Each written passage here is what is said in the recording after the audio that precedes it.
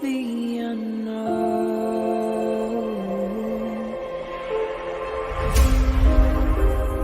down the rabbit hole,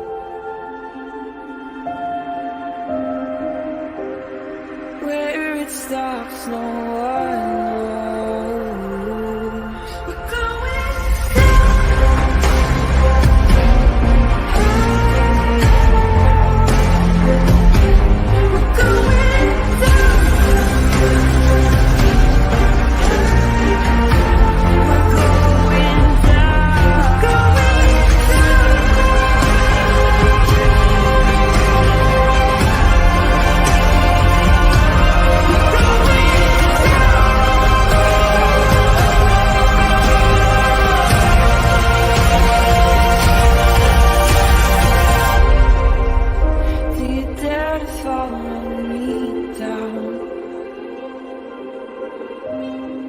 head into the unknown.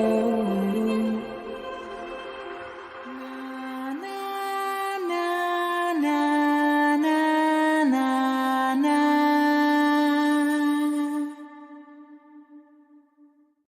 Well, hello, everybody. Happy Friday, and welcome back to Criminality.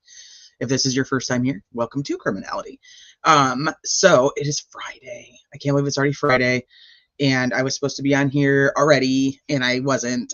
So I had a big parent fail yesterday, well, technically Wednesday night, and my tiny human had something that was supposed to be turned into his teacher for open house this week. It was supposed to be turned in on Monday, and Dad and I both forgot that it was a project we were supposed to do at home. So on Wednesday, when I picked him up from school, I realized I saw somebody else who was bringing it late, and I was like, oh, shit. I was supposed to do that. So anyway, I finally got it done, and I brought it to school yesterday just in time because last night was open house.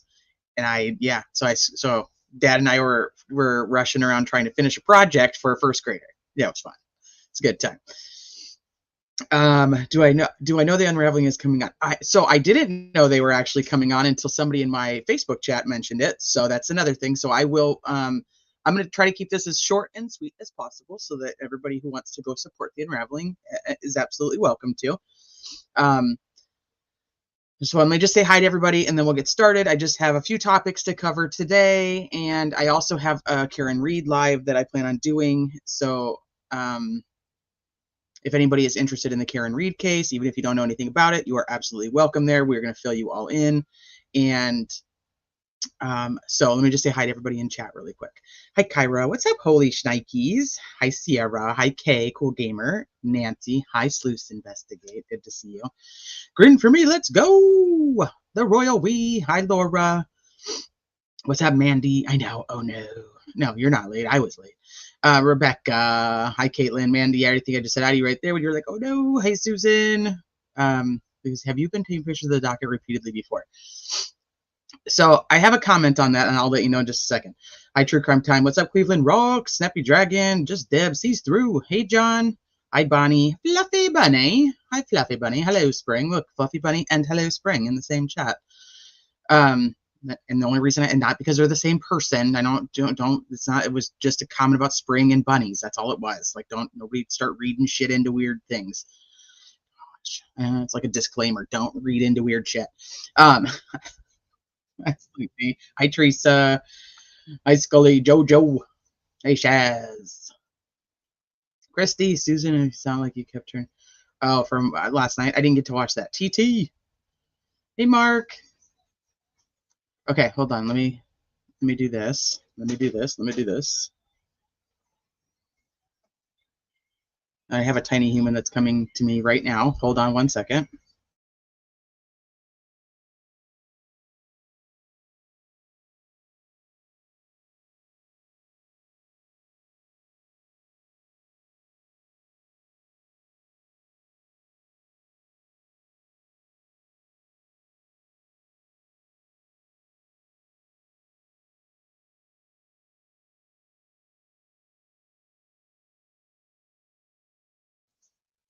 Okay, sorry about that. Let me get rid of this. Let me get rid of that real quick. I'm gonna get rid of that real quick. Hi, Sophie. What's up, Johnny? Okay, yeah, don't go tripping out on spring and bunnies. Like, people are going to be like, oh my gosh, Teresa and criminality, she said that. And then everybody in the chat thought like, oh my gosh, that's the same. What's up, Kit Kat? Hey, Carla. Oh, thank you for the super sticker. I appreciate it. What's up, Dina? I was hoping you'd do more on the Karen Reed case. Yeah, so I have one. That was actually what my Wednesday live was supposed to be on. But like I said, I had to do a first grade project. So here we are. And then last night was open house. So I just couldn't squeeze it in. I tried, but I couldn't do it. So here we are. So, oh, look at you guys, 20 months. Damn. It's just so crazy to me that it's been so long. I just, gosh, it feels like it was just yesterday, Schmeed. It really does. Grin for me. Thank you. Feed Bob. And Teresa soda.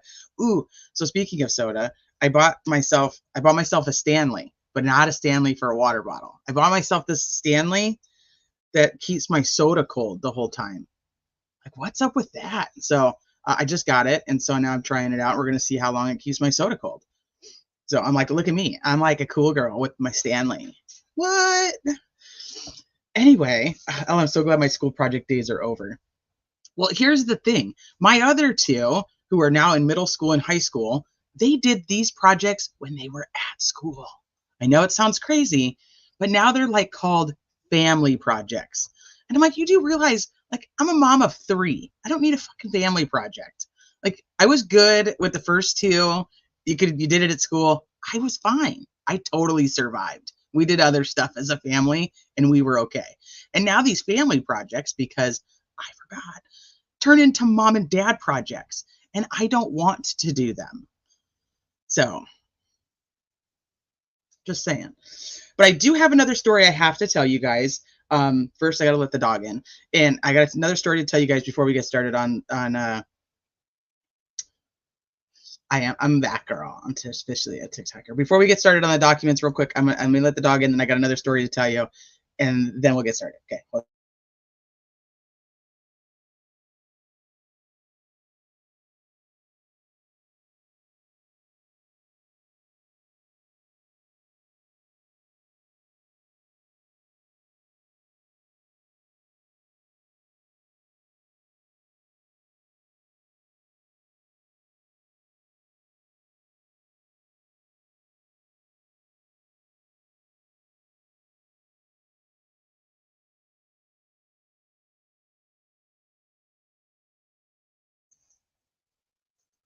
Okay, so I'm not even sure I believe in homework. Yeah, well, I mean, my older 2 did have a lot more homework when they were younger, but now they have this whole, I don't know, maybe that's the change, is they don't actually send them as much homework. He has to read and do some math problems. Your mother-in-law got you a tumbler for Christmas that says my blood type is Dr. Pepper. Okay, so don't hate on me for this, but in a sense, you guys, I had that stomach flu for like a week, and I was drinking a ton of 7-Up, and I can't stop drinking 7-Up. I'm like, am I changing? Am I going through like a change in life where am I gonna make the switch from Dr. Pepper to 7-Up? Like, I've contemplated this. Like, this is how serious it is. Like, I've had to actually have like self-talk about it. So I tell my kids that I be telling my kids school that homework don't fly. Teach them while they are there. My time at home with my kids is for us. You have your time all day for work, right? I don't bring homework, neither will my kids. I like that. Everything's on tablets and laptops now for school. It's so weird. Do kids know how to read cursive these days? Luckily, my school, the school district my kids go to, still teaches it. Still teaches cursive, but they don't really overutilize it. But I'm okay with the fact that the 2 older ones can somewhat read it, but they can at least have a signature. They know how to sign their name in cursive. I told you you might not go back because it doesn't taste the same when you take a break from it. It's weird. Like, a 12-pack of sodas lasting a lot longer than it should. Okay, so 7-Up is damn good. I know. You guys, it's like, but I feel like I'm a cheater. Like, am I, is Dr. Pepper going to hate me if I drink a 7-Up? So Okay, this is stupid. I told you I had one more story. Apparently, I have more. So something really stupid. So we have a garage. Our garage. We have a fridge in the garage that we keep most of the soda in. When I bought the 7-Up, because my husband was buying it when I was sick, which it was fine. But now that I bought it for myself, you guys are gonna think this is so stupid. I won't put it in the garage fridge. I can only put it in the kitchen fridge. So like the Dr. Pepper doesn't know that I bought soda. I don't know. Just it is what it is. I don't know. It's just, it makes me feel better, like that the Dr. Pepper doesn't know that there's 7-Up in the house. It's so stupid. Oh my gosh. I'm telling you, I literally had self-talk about this. This is so stupid. You're cheating on him. I know. The doctor is going to be like so mad. But look. See, in the Stanley, and the Stanley was $7. It was not $100. It was a little Stanley. It's a Stanley warmer. But look, I have a Dr. Pepper, and it's okay. So I don't keep it secrets from the Dr. Pepper. I can't. I know. I'm so bad. Hide my fear. Bonnie, thank you so much for the super sticker. And so you guys, like, you guys want to know more about me? Like, woo, here it is. Crazy. So weird. Whew. All right. So I have to tell you guys, for anybody who was here, and this is a very short story. For anybody who was here when I had the whole, like, I kind of like had a heartfelt moment where I came on here and I was really missing my dad a lot, and then I was telling you guys the story. I don't know if you guys were here for that. If anybody was here for the dad story, and there was a friend of mine who I was on the phone with who had painted a hummingbird, and my dad loved hummingbirds, and so she was so kind, and she mailed me the painting. So I'm not going to cry. I'm good. It's okay. I'm like, I feel good. It actually made me really happy. And so I wanted to share it with you guys before we got into the Delphi stuff, because I shared the story with you guys about the painting. I wanted you guys to see it. I literally just got it like 10 minutes before my life. So I wanted you guys to be able to see it though. Look at it. Look at how pretty it is. It's even prettier in person. You guys can't see like how beautiful the texture and stuff is. But like, it's fucking gorgeous. So because like I said, I wanted to share it with you guys because you guys knew the story about, the painting and how I was missing my dad and how it happened. And so I just wanted you guys to see it. I'm going to put it up in the office out here so that, and then if you guys do see it, you'll know. Like, so it's my dad. This reminds me of my daddy. So isn't it pretty? It's so pretty. I know. I love it. Love it. Love it. Love it. So, but it made me very happy. It did not make me sad. It made me very happy, which was also a thing. Like, I was like, this is like it. It's so beautiful. But okay, let's talk Delphi, because I know there's some other people who are live talking Delphi that everybody wants to make sure we get to spend some time spreading the love. What's up, Francis? It's so pretty, right? I know. Look at you guys. You guys see, you guys are awesome. I know, it's beautiful. I gave up pop. It was tough. Oh, I used to be on just diet. I don't know how I did that for years. Well, I was on Delphi. How about the defense filing mentioning there's a pic of Abby with a suspect at 213? Now we know the girls weren't alone. Logan Holder, just guessing. What do you mean? The defense filing mentioning there's a pic of Abby with a suspect. Well, the video has Abby in it. We just don't see that part of the video. So I assumed, I guess, that they're talking about that. But I'm wondering what your thoughts are on that. I need a knife, like a main line.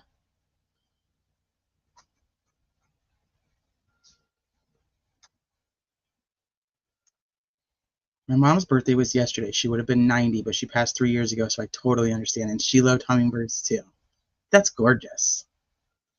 Gwen got me on Zivia. It's really good. It's like normal soda, but better for you. They have a Dr. Zivia? Really? I don't know. I don't know about that. Do they have they have a 7-Up Zivia? You know, I might be making the switch.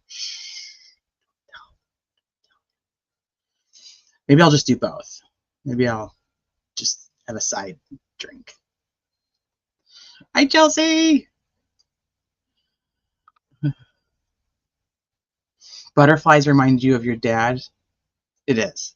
But you guys were so good to me that day. Like I thought I felt really bad, and then you guys all came in, and you guys were so kind and so just beautiful human beings. And I was like, you know what? I'm gonna show you guys on the live. Angel, good morning. Hooray for Criminality Live on a lazy Saturday. It's Friday afternoon here. We're just getting off work. It's like 5 o'clock somewhere. Hi, Jen. Veronica, happy Friday. Cartwheels. We had a mama hummingbird raise 2 babies in a nest in our yard. That'd be so cool. They're teeny tiny.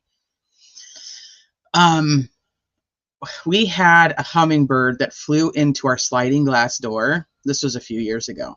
But he like knocked himself for a loop. He was like, you could totally tell he was like, what the hell just happened to my life?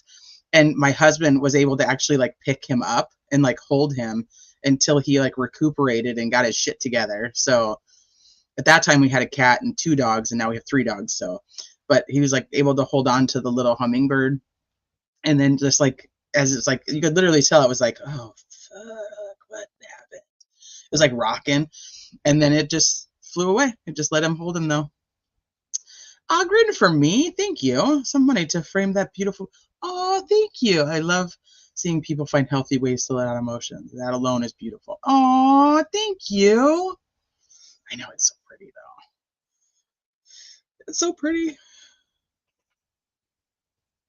Hey, from the pool floating with an umbrella drink? Dang.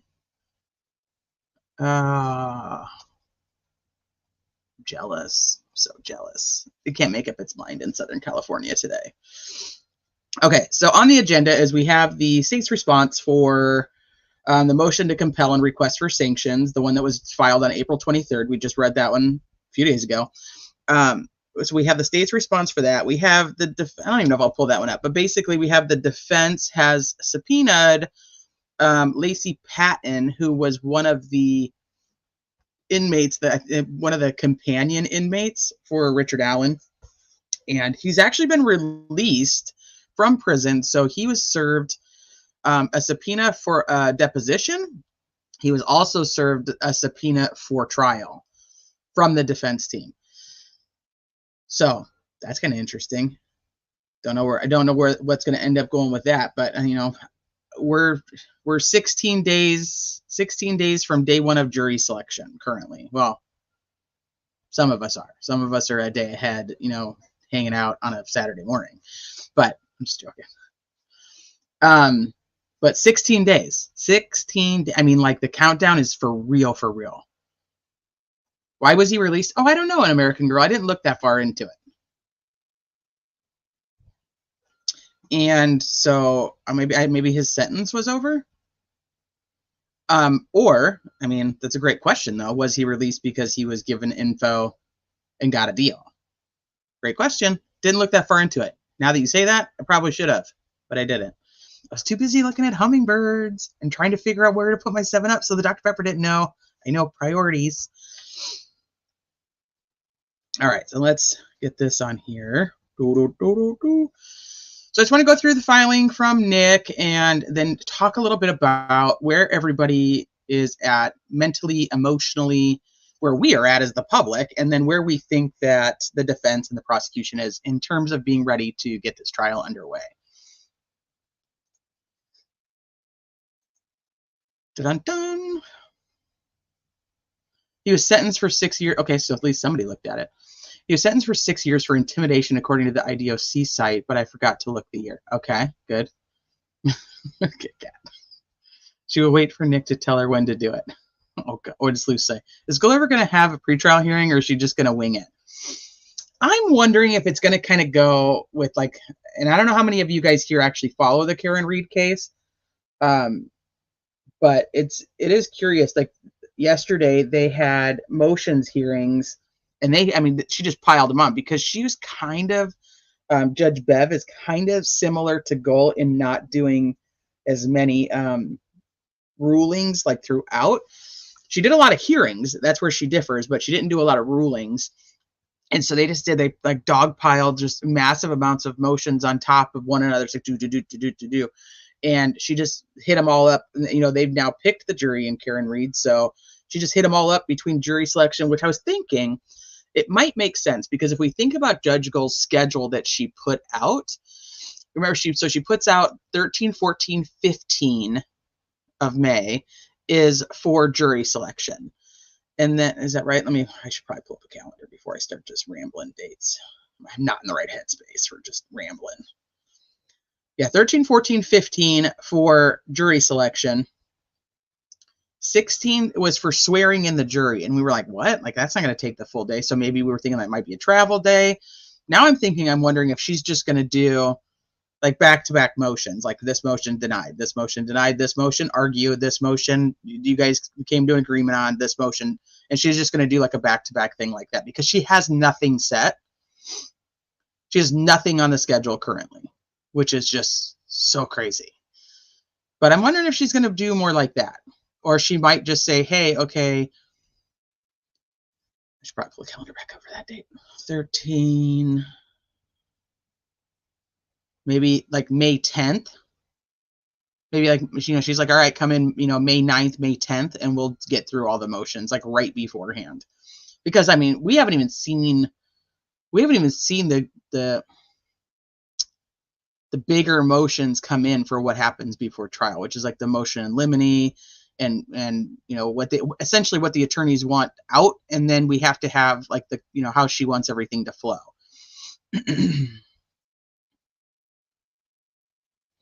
Okay, so he was sentenced 12/9/21 for 6 years. Looks like he got out on the 3rd. It seems shady, but that's the only chart. So he was sentenced for 6 years.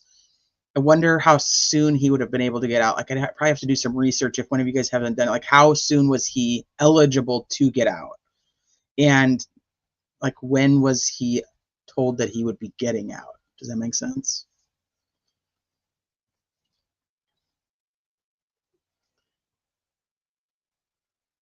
Take the light bulb out of the inside refrigerator. They won't see each other. I don't know. It's pretty close. BR. Will she wait for Nick to tell her when? Oh, I read that one. Okay, hold on. Let me go down here. I'm not going to believe the trial will start until a jury is seated and we're listening to opening statements. That's how much faith I have in that court after everything that's happened. I get it. I started following the Karen Reed case after your phenomenal panel and live. It was so helpful when watching Bob and Allie last night. See, you get the whole thing, the whole shebang. I think the defense is ready and playing like they aren't. That's what I think.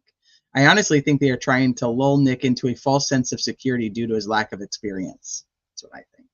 I also think that they're some of the things they're doing are specifically for the record to show like, hey, Nick isn't following these the rules of evidence, and you know, we want to make sure we have it all on the record. So I think there's part of it that's that way too, and you know, a lot of people who don't typically follow trials, I don't think understand that before trial the defense is typically putting in a lot of motions.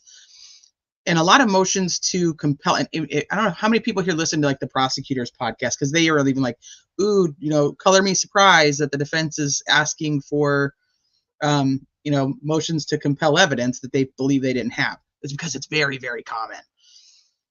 He was paroled to South Bend. I did find an article from 2015 where he was a victim of it. Ooh, interesting. What's up, Clyde Hope?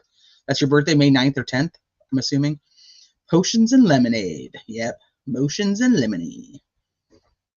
And listening to opening statements is just wishful thinking, since most of us won't have the luxury. Very true. Very, very true.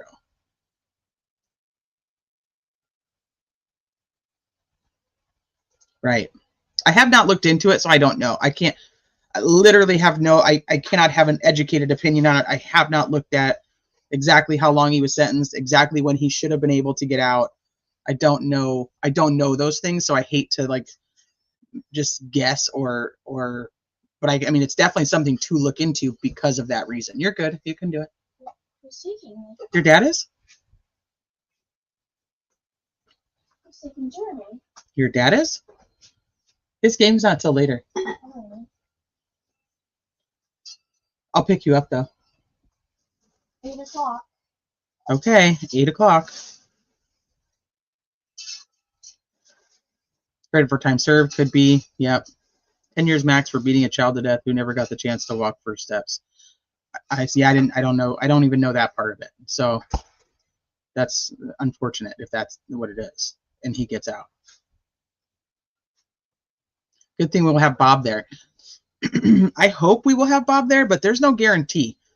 This courtroom in Carroll County seats like 50 to 60 people.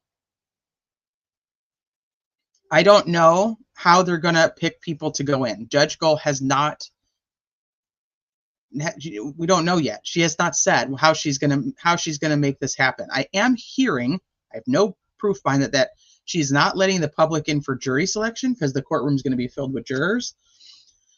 So I don't know if anybody plans on going to jury selection. You guys may want to look into that before you make the trip. She is, she has options. Bob said today he's worried Gull will even let him in.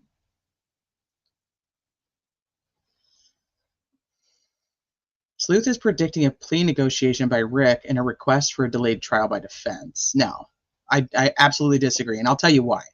And as much as I love his opinion, because I really do, and I know not everybody does, but I do. Sluithy is still predicting a plea negotiation. One, to get a plea, if he was going to plea, he would have, here's what would have to happen. One, Nick would have to offer it. Two, if the defense was to offer it, which I don't think they're going to. I mean, it just doesn't make sense. So the defense comes forward and says, yep, we'll admit to everything and just give us, you know, what, 60 years instead of, or give us 40 years instead of 60. He's going to die in prison anyway. What is he getting out of this plea deal? Besides saving face, which some do. Sometimes when people are monsters, they don't want people on the outside to know that they are actually monsters. Nick would be a ginormous idiot if he accepted a plea deal from Rick Allen, where Rick Allen doesn't have to admit to everything that he did and tell the, you know, tell like the story as it happened to back up the evidence. If he just takes a regular old plea deal and is just like, okay, yeah, fine, we're just going to let it go, that it's never going to end. So I do not foresee Nick doing that. And if, here's my other issue with it, if Nick is really of the belief that Richard Allen did not act alone, you don't think that part of a plea deal is going to be that Richard Allen would have to turn on other people? And none of those things are happening.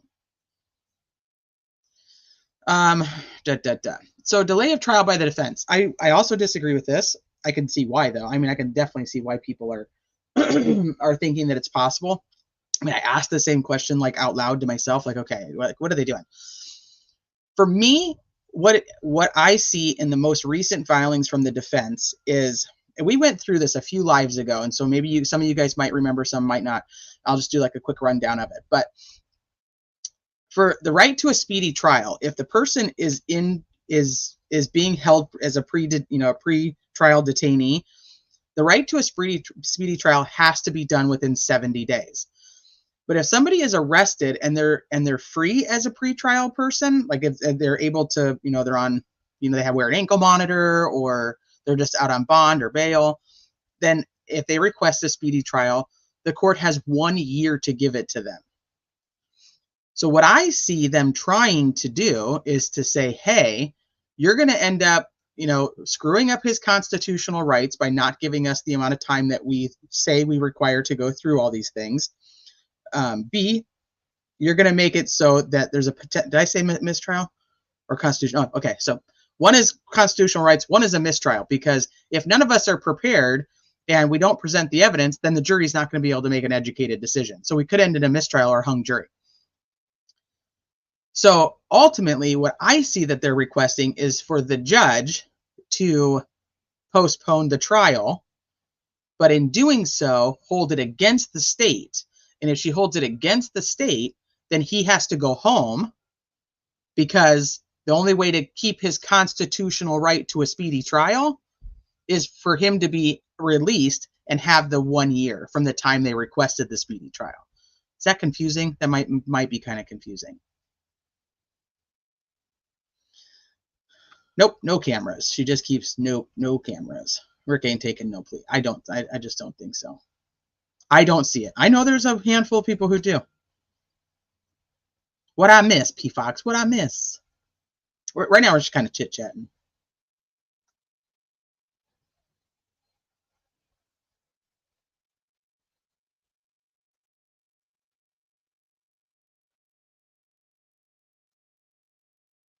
Susan, look up baby Amaya. Oh, yeah. I missed where you were talking about that. Amaya Robertson. It's a case that I followed. Yeah, Robbie took a plea deal, but she didn't.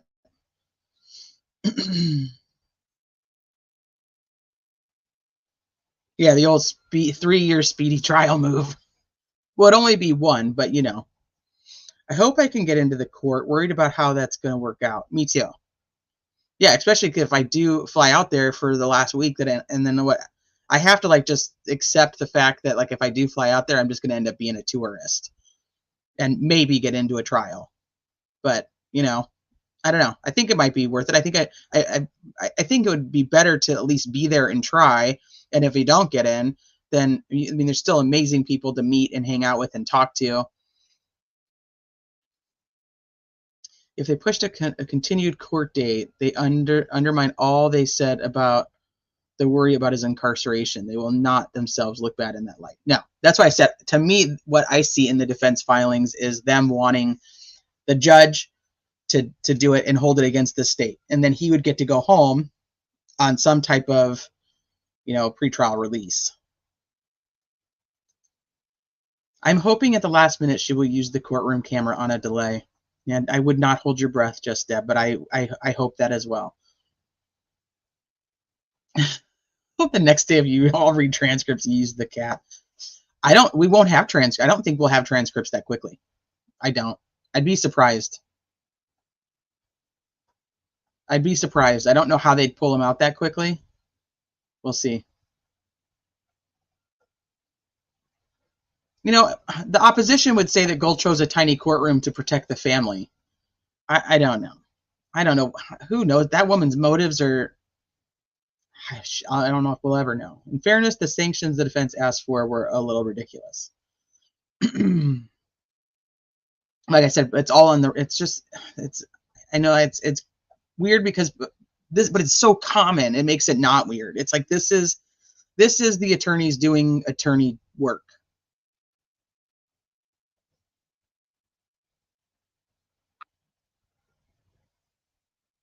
I'm ready to proceed. I'm not a cat. I'm here, Judge. I'm ready to proceed. I'm not a cat. Oh, gosh. It cracks me up every time still. It's being held in the county of the crime. Can't change the size. I mean, wasn't there the request for a change of venue? Or did they only request for the other one, for the jury, for the veneer, or whatever it's called? I think it's the veneer.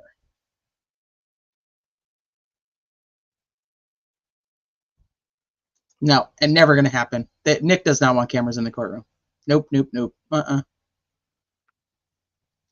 Oh, I'm not a cat. Oh. Yeah, no, never going to, it's not going to happen. So, as much as I do agree that I wouldn't say they're ridiculous. That what the defense was requesting is ridiculous. It's like, you know, what do they call it? Like shoot for the stars, but land on the moon, or what? There's like some saying like that. Like you go all in, and then you hope for something. I couldn't hear over. Where did the painting? All the cartoons. Where did the painting come from? I came from a friend of mine who happened to be painting it on a night that I was up really upset about my dad, and so she mailed it to me, and it arrived today, and it's beautiful.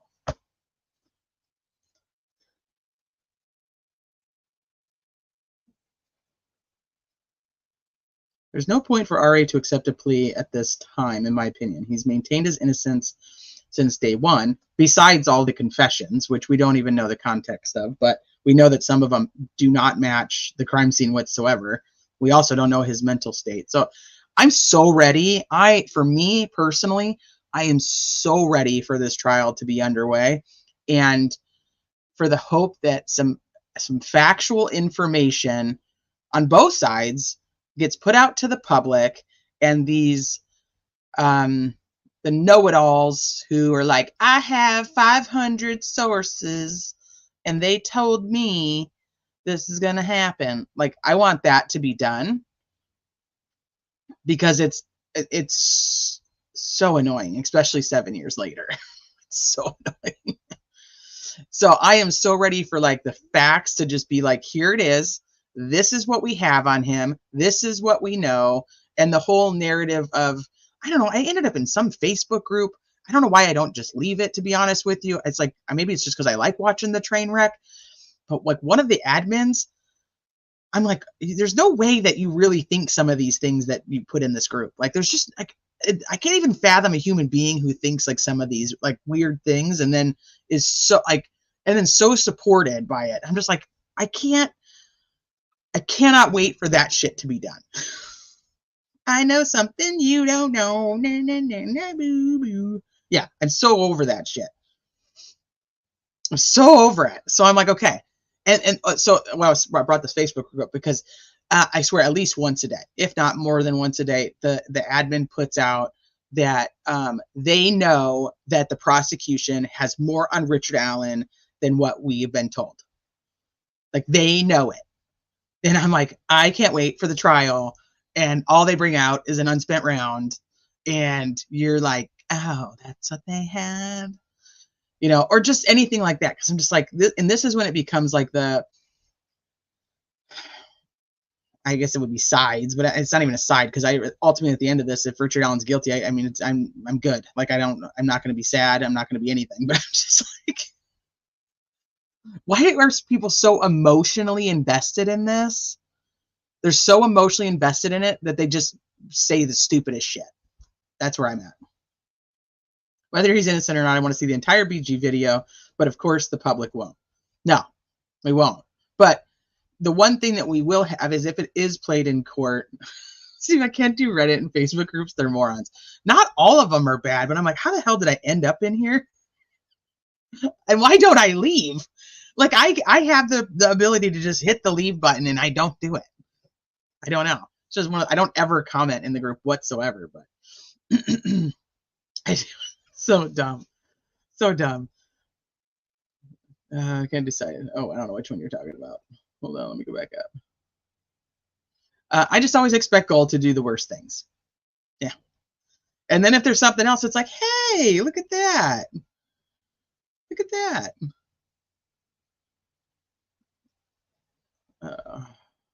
Facebook is a bad place. It's a bad place. Bad things happen there. We just want to know what really happened. That's where I'm at. Like, just let it all come out, and then we're all gonna have the same thing. Oh, see, I'm so far ahead of myself in my brain today. Like, I need to like slow down. Maybe I don't need a Dr. Pepper. Oh God, I fucking lost it. There we go. Oh, I want to see the entire BG video. So what I was saying was, at least if it is played in court, even if it's the 50, 60 people that are sitting in there,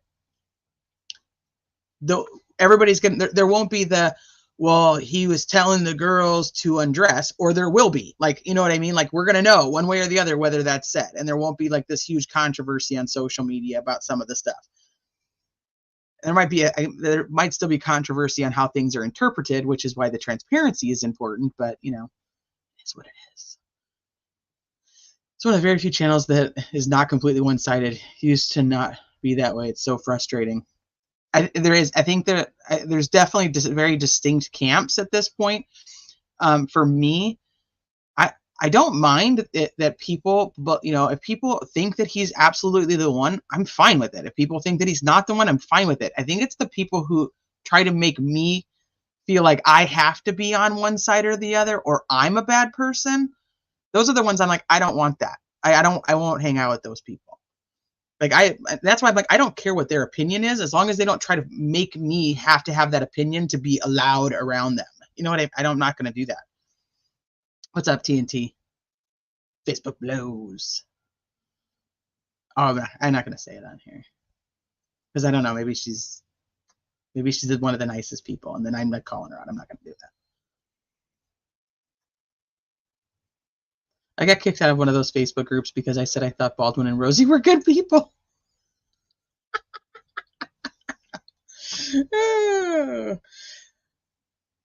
That's funny. Because people don't know them and yet think that they have to be like the most terrible people in the whole world. Like they're pieces of shit. They're garbage. There's no way Rick would accept a plea deal, and highly doubt they're going to offer him one. You can't accept something you're not offered. And that's what I said. And what does he have to bring to the table? He's going to say, hey, give me 40 years instead of 60. And what does he bring into the table? And like I said, we all know, anybody who's been around true crime, people do accept plea deals just because they don't want the public to know. They don't want their family to know what kind of person they are. But typically those plea deals are not made where the person has to actually tell the fucking truth. And so if Nick was to allow that, then all the craziness on social media that happens afterward, I'd just be like, it is what it is. She may, Jenny. She may. I hold out a little bit of hope, but I just expect... This is a situation where I expect the worst, hope for the best. I have held on to the hope that they have secret evidence against Rick Allen and we get closure and move on. But that interview where they all they had was a bullet ended that hope. Well, and the fact that Holman has to say, like, I know you did this and I'm gonna prove it, I'm gonna find something to prove it. I don't remember that. I'm saying it incorrectly. Don't quote that.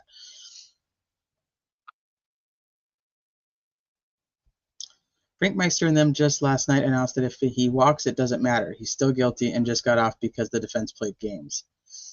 Ouch. I absolutely disagree. Defense has done a good job with appeal material. Yes. But it's unfortunate that is where they're at, that they have to focus on, trying to get this trial to be fair and get the evidence in while also making sure that everything is very clean for the appellate court. What's up, lady? Lady D. At the end of the day, I don't believe the prosecution has the ability to handle their burden of proof. And when cross happens, throwing in third party, I don't see a jury biting the bullet, so to speak.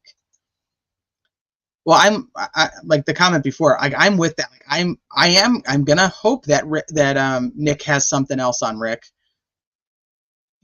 Or I just don't know if the unspent round is going to be enough. I just don't. It could go either way. Like I tell you guys all the time, my YouTube channel is based on my opinions of things that I look at and I read. I am not a juror, so my opinion in the long run doesn't matter to whether he will be convicted or not. Oh, hey, Tindy, did you say they were his pants? Oh, again. I don't know if he said that. I know that he does have a live schedule to talk about whether they're his pants, but it is what it is. We will have to rely on court witnesses if the gallery has shown the video. It may just be the jury shown. True. Black Swan. I pray whatever the verdict is, it's clear and concise. I agree. So let me be.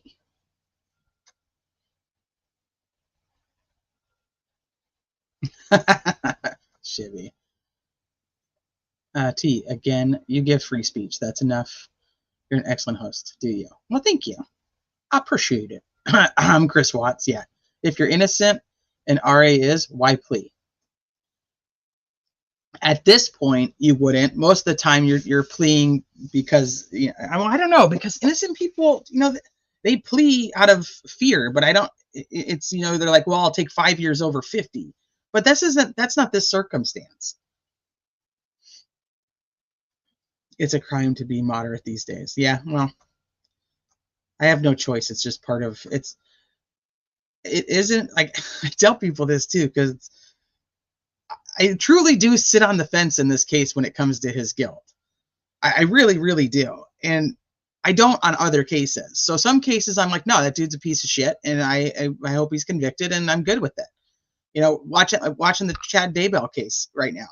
Is there any camp of people who are like, no, besides his kids, that's like Chad Daybell's totally innocent and should be a free man walking? Is there a group like that? Because like one thing I don't see in cases, in like all cases is the two sides of this. I think most people are very well aware that Lori Vallow and Chad Daybell are garbage human beings, like besides his kids, and they just are awaiting justice to happen. I've never seen a free Chad group. Yeah.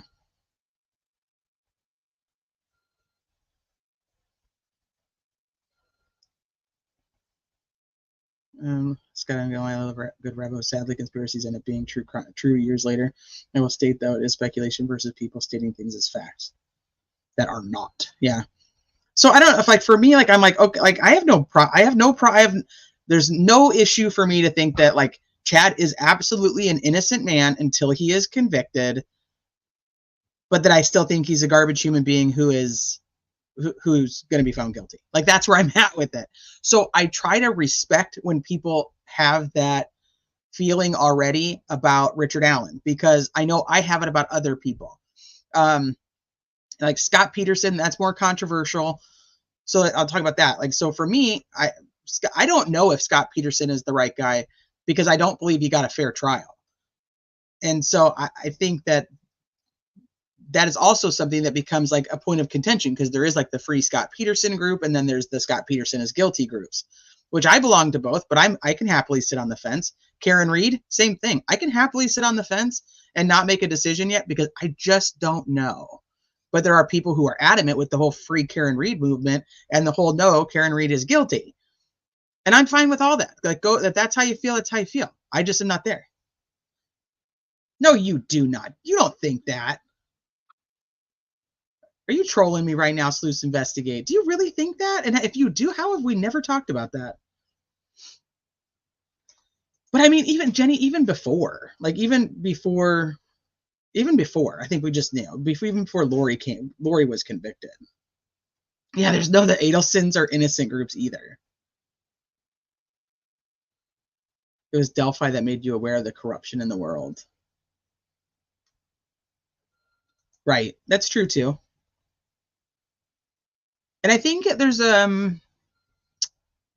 something to the power, like the mental power of feeling like, okay, this guy isn't on the streets anymore. You know what I mean? Like, they're like, oh, they've got him, and there's like a sense of peace that this guy isn't free, unlike, you know, the unsettling of, you know, this guy's roaming free for 5.5 years. So whether they actually think he is or not, sometimes can be swayed just by the comfort of knowing that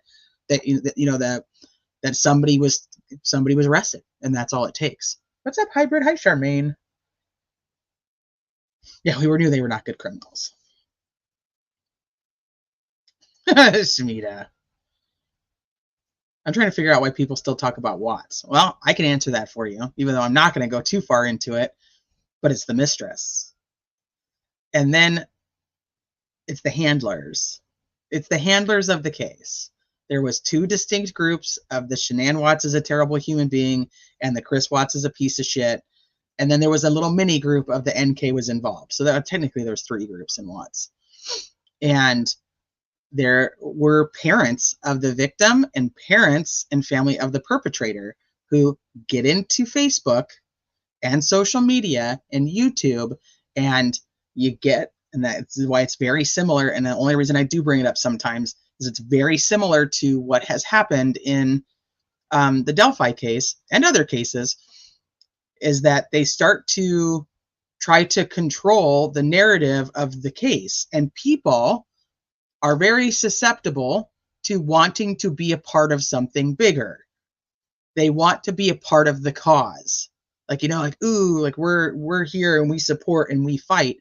And it sometimes doesn't matter to those people whether the people they're fighting for are right. So there's something to be said about families getting involved on social media when it comes to true crime and what that does to the outcome of social media in that crime.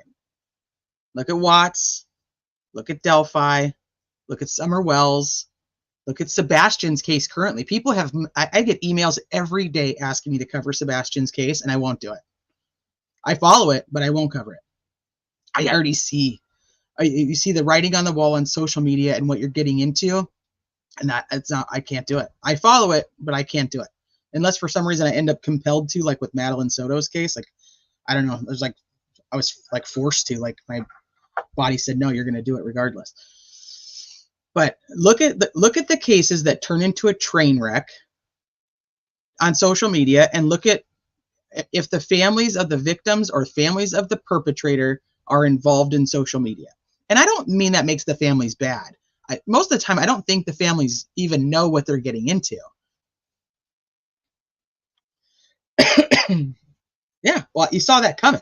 That was the writing on the wall with that case. It was literally, as soon as it started, it was going to be the next Summer Wells.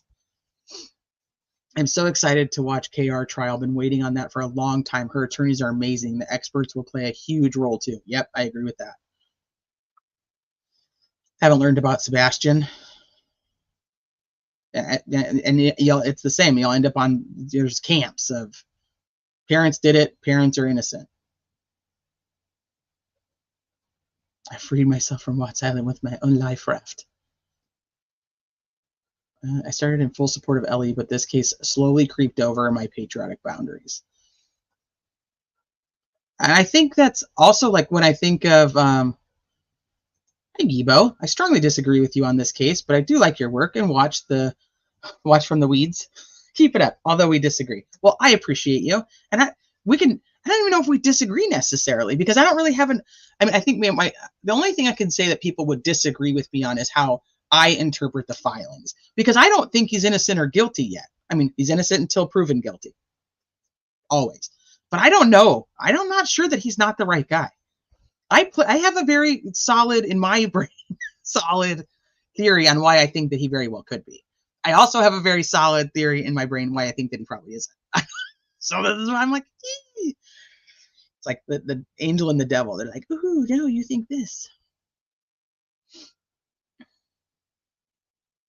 So yes, It's a Crime and Shame does Sebastian a lot. If you want to catch up on it, there's a lot there.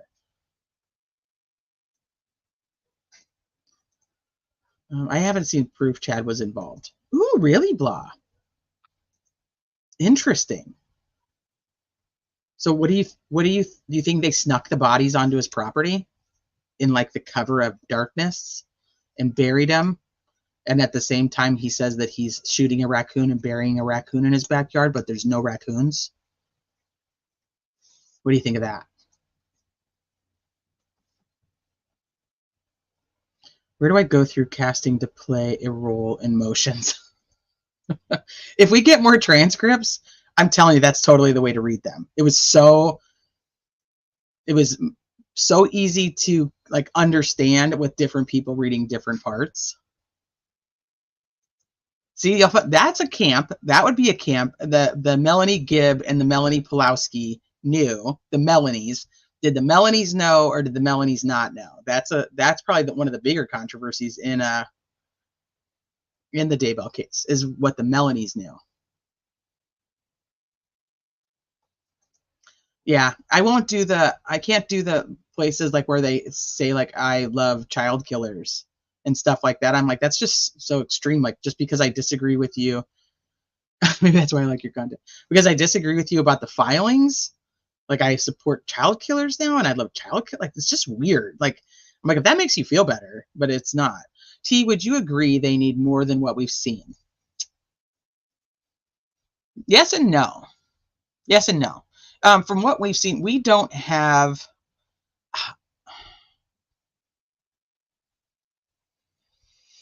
I want to see the expert testimony on this unspent round. I have questions about it. I want to see what they have to prove that Richard Allen was either there from 12:30 to 1:30, or he was there from 1:30 to 3:30, besides these eyewitness accounts that all see and say something different. Like, what do they actually have, like, digitally to prove it? The Unspent round for me, you know, and if you guys haven't watched, so True Crime Web, can one of the mods drop this link? He did another episode on the Unspent round yesterday, and make sure you guys go watch it, because this was something I had talked to him about in a chat. Was depending on, you know, the type of ammunition, they should be able to tell how long this bullet is in the ground. And I know I use semantics with some words, but all of the filings say the bullet is in the ground, not on the ground. If he just, you know, just falls out of his pocket, wouldn't it be on the ground? Find the bullet on the ground. You know, pictures of the bullet on the ground. No, this is all in the ground. So if this bullet is in the ground, one, how the hell did it get in the ground? And two, can they not tell how long the bullet was actually there? So Steve from True Crime Web was doing a full-on experiment of different things with different types of bullets, different lengths of time that they were buried, and testing to see if you could actually tell how long it was there. So like for me, I want to know stuff like that. If I can find, if it comes out that this unspent round was just laying there and that there is actually a chain of custody, because that's another thing, and we're actually going to talk about that today in this document. That there was fully a chain of custody, because, you know, that's the other thing. Lack of chain of custody is what people start, where people can come in and say, when did you, where was this bullet at all the time? Where was it at?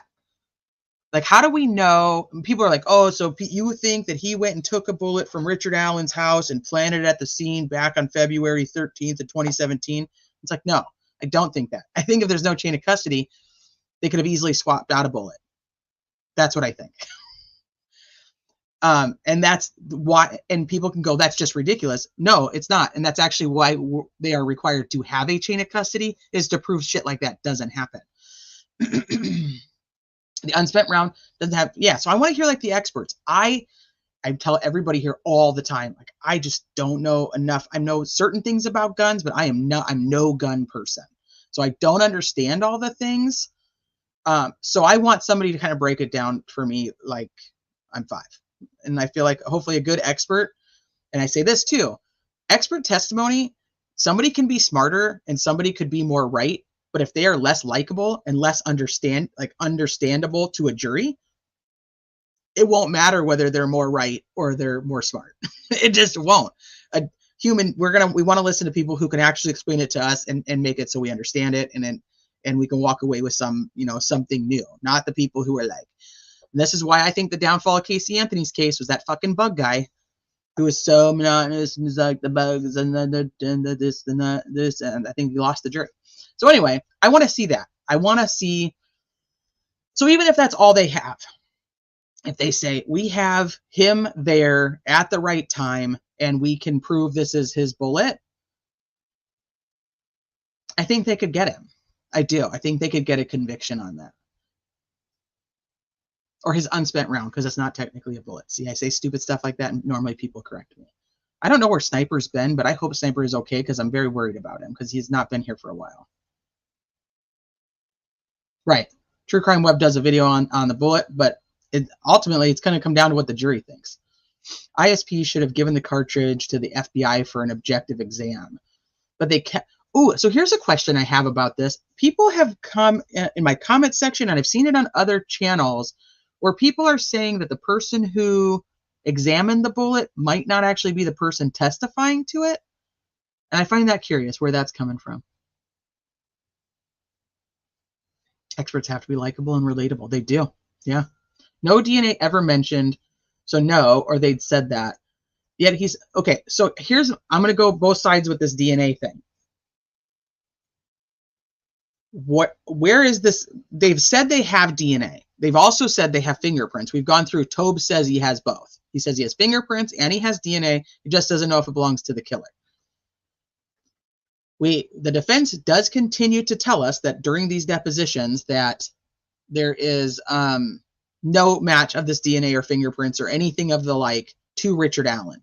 There's no digital connection between Richard Allen and the girls. So like this is what we keep hearing over and over and over again.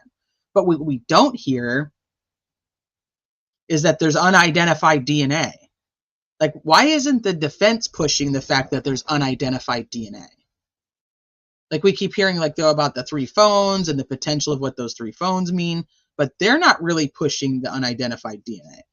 And I say that in kind of like relation to like the Idaho case. And I know we're kind of going all over the place with different cases, but like the Idaho case, there's 3 unknown male profiles that were found outside the home, outside the crime scene. And I swear we've heard more about that than we've heard about the DNA in the Delphi case when it comes to court filings.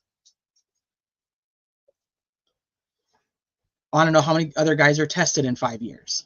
Yeah, so I just have like, I have questions for casting on the next read. Let people vote. I think I'll just let you in, grin for me. I sure will. Hi, ATS. But they don't match RA depending where the samples came from. Should they be able to tell if it came from the murderer? Right. We don't know where they even came from.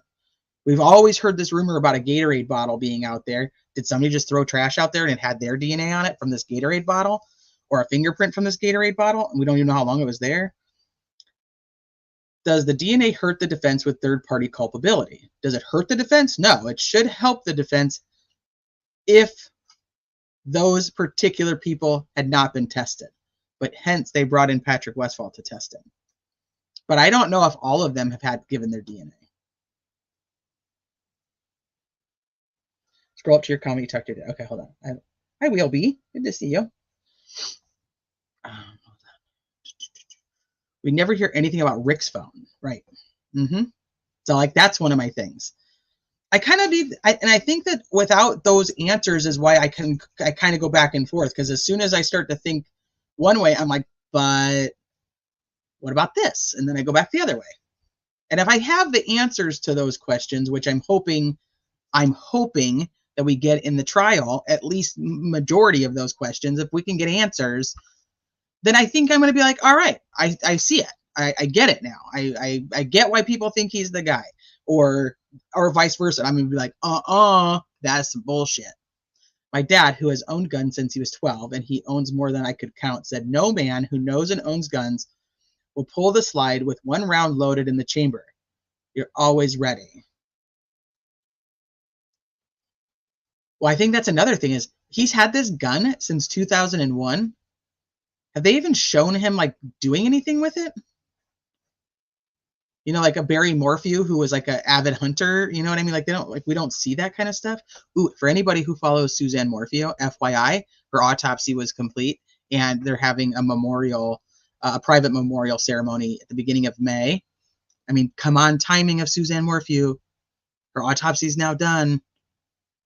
They're having her memorial beginning of May. Okay.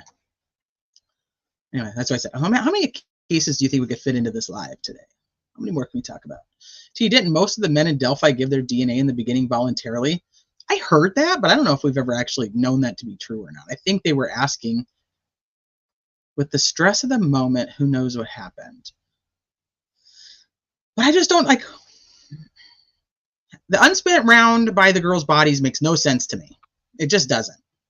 Because he's no longer needing to try to intimidate them when he's moving their deceased bodies. Why does he even have the gun out?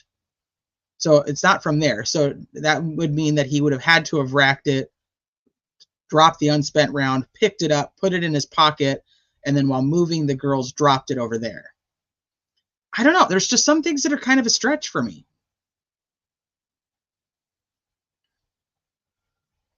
Yeah, I know. He's just out there.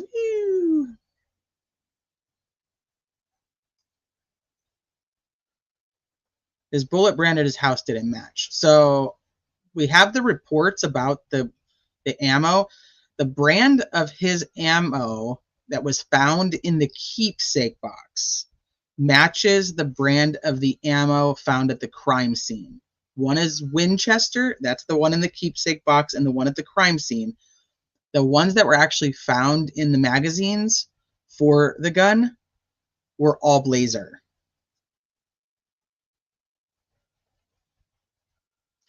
I have not. Nope. I have not seen any legal paperwork, by the way, to see that any DNA was tested. But I'm sure there is. LOL, I think folks said that because no one wanted to look stuff. They're like, oh yeah, we gave our DNA. We totally did.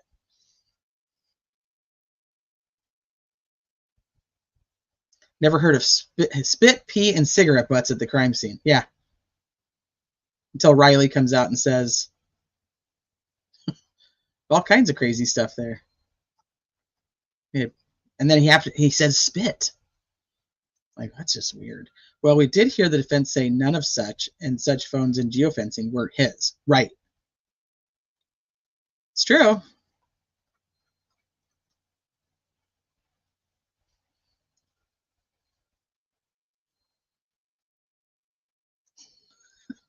I make you start over? Why? Oh, when you think you have it figured out?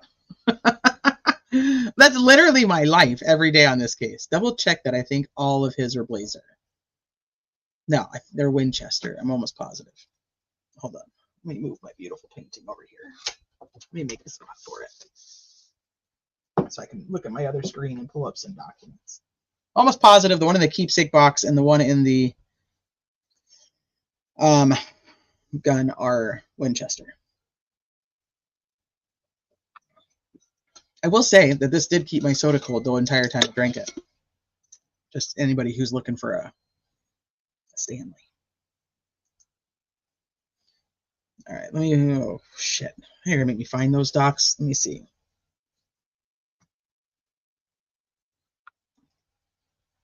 Are you frozen? Hi, Teresa. No, I don't know. Are you frozen? I see you. Just joined your Twitter and Facebook. Thanks. Be listening. It's just after midnight here. Thanks. Keep your chin up. Keep your chin up. So we had no other Winchester ammo other than in the box. Okay, that could be good. Test the two and see if they're from the same box.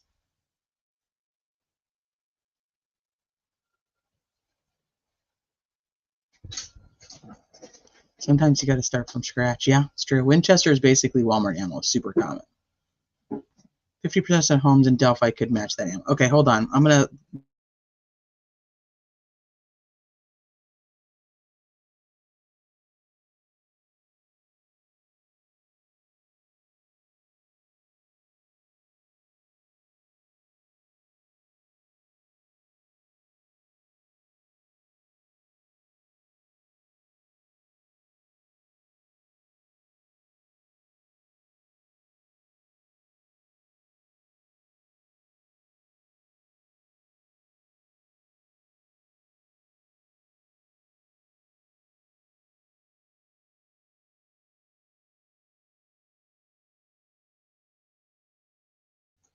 Hi, Dr. Vonda. I'm over here saying hi, and you can't hear me.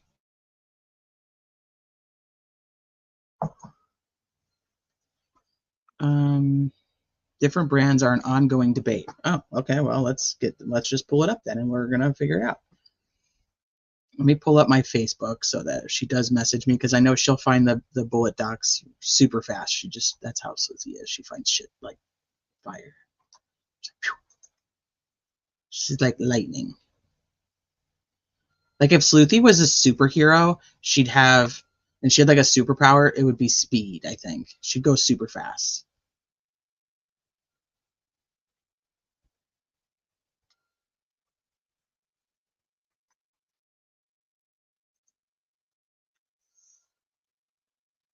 You don't think the one at the crime scene has a brand? I thought it did. All right, well we're gonna figure it out right now then. I'm gonna find this stuff. You find it, Sluithy. I opened my messenger, so just drop it in there because I'm gonna look for what there was. No. Do I already have some of this open actually?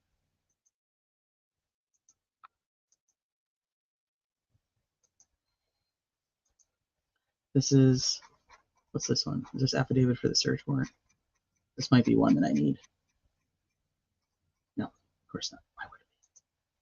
Let's get rid of that one. We don't need that anymore. Let's get rid of that. Let's get rid of that.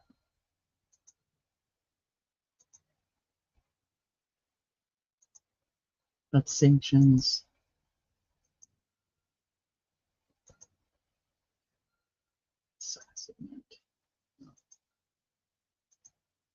Okay. Hi, Marshall.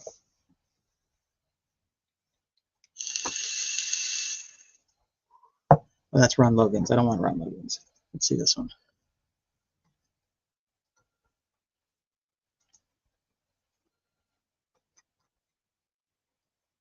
Does that one not have what I want?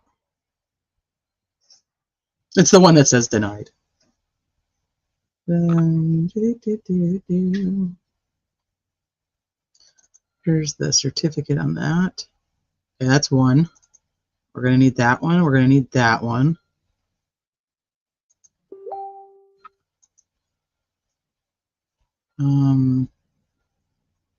Yeah. I'm almost positive it has. Give me a second. I need to pull up the search warrant real quick. That's the one I still need. But I don't know why I keep wanting to pull up Ron Logan's.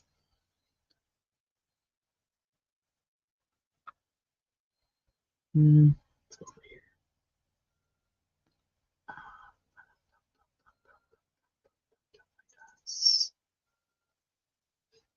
Search warrant. I think it's on this one. Got it. Okay.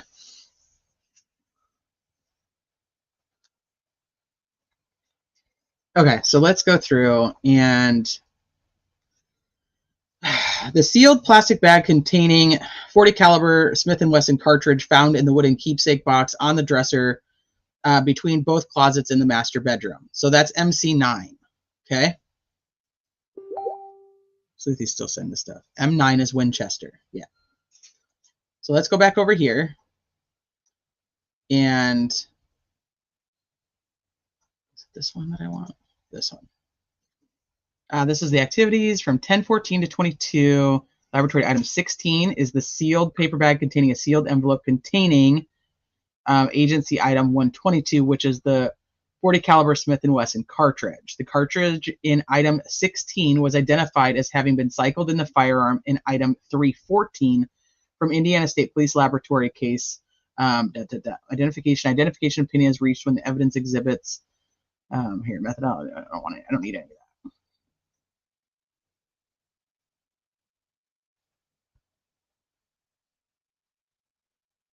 Let me go back to StreamYard real quick because I don't know what you guys are saying over here. Okay, one is Winchester, the rest is Blazer. It doesn't say brand for the one at the scene. I thought it did. Give me 1 second. I want to figure it out because I thought it did. I thought we did this already. Hold on 1 second. Now the dog wants out of the room.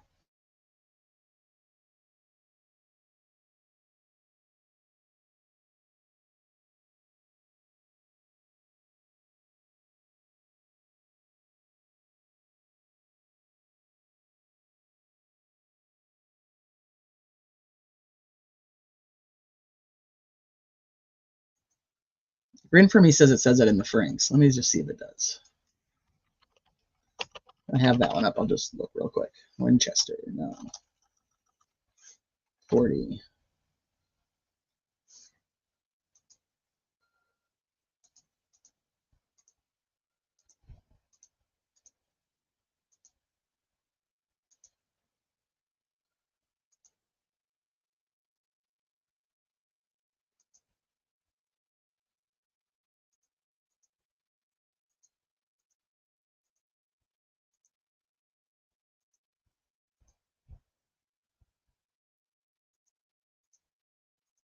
No. I don't see it in there. We're talking about testing? Okay, let me see.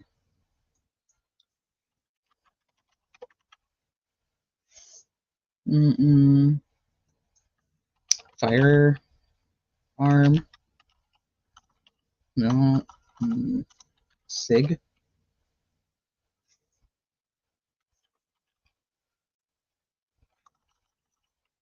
Gun.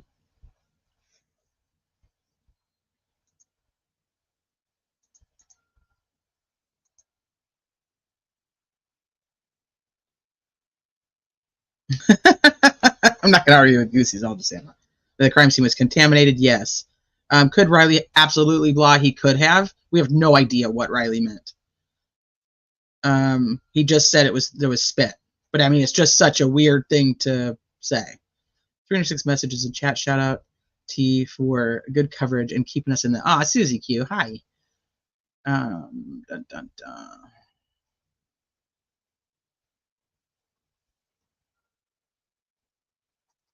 Hold on.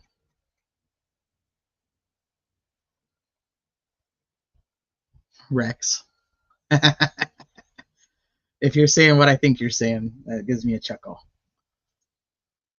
I swear we went through this. I went through this, and so I'm going to go back through it because now I don't remember where all the pieces were. The sealed cardboard box, which is the Sig Sauer. Then we have the plastic one that's here with a sealed plastic containing 140 caliber S Smith & Wesson cartridge found in the Sig Sauer.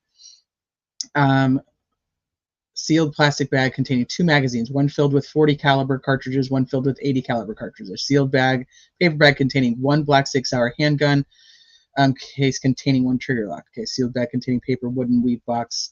That's something different. Sealed plastic. Okay, so here is, it's this one. So it is that. So let's go back over here then, and we have 314, which is the gun. The sealed manila envelope containing the test fired and cycled ammunition from the firearm. The sealed manila envelope containing test fired and cycled ammunition from the firearm. Sealed manila envelope, that's the 3 that they test fire, which is interesting by itself. I was talking about this on CJ's the other day, and like, why are they test firing it when the other one is unspent? Like, where's the unspent round? Sealed plastic bag containing 1 cartridge, which is MC9, agency item MC9. And then laboratory item 316, sealed bag obtaining 1 cartridge, which is MC10, which is the one that's in the gun. We just saw that, MC10. Sealed plastic bag containing 140 caliber Smith & Wesson cartridge found inside the Sig Sauer P226.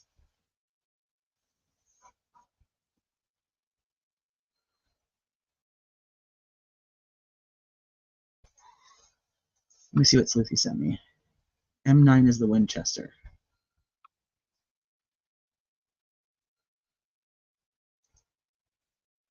M9 is the Winchester.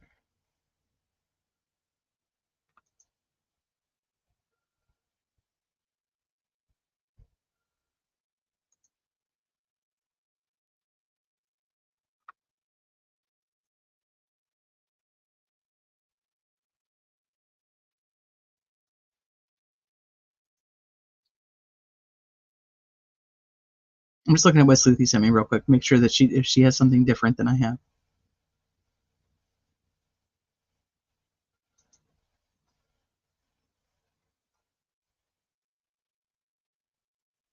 Sluithy, I swear, was it not you on panel with me when I did this?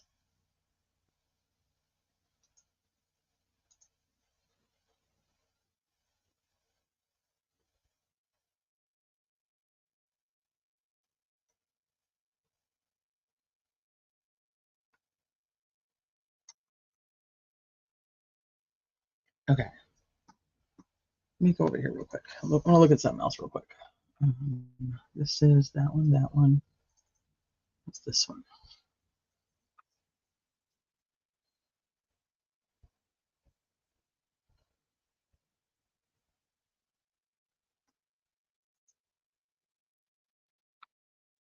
Examination of the cartridge in item 315 revealed it to be a 40 caliber Smith & Wesson caliber cartridge manufactured by or marketed as Winchester. So 315 as MC9 right here. 316 is revealed to be the Smith & Wesson caliber cartridge manufactured by Blazer. Examination of the 2 magazines in 317 revealed each to be a 40 caliber Smith & Wesson caliber staggered box magazine manufactured for 6 hour capacity, 10 cal, 7 cal, Smith & Wesson caliber cartridge manufactured or marketed by Blazer. The cartridge in item 16 from Indiana State Laboratory was identified as having been cycled in the firearm in item 314. A test-fired cartridge case item was entered into the IBIS database. Images of the 314 were sent to the BATF. The test-fired items 314, 314, 314 will be returned to the contributor. It is recommended that the test-fired... I swear there's another document than 2 different rounds. I didn't know. There's no way, because we knew that matched. We talked about it being from the Winchester. I'm telling you, I know we did. So I'm looking to see what else I have on here, because there's got to be another document then.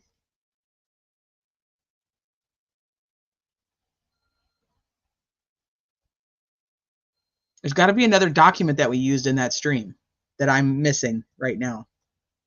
I'm going to have to come back to this probably so I can dig, because I know I clearly remember us matching the item MC9 to the brand.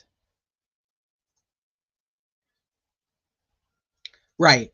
So what I was saying when I started this is that the round at the crime scene was a Winchester. The round in the keepsake box was a Winchester. All other rounds that were found in the gun and in the magazines were Blazer.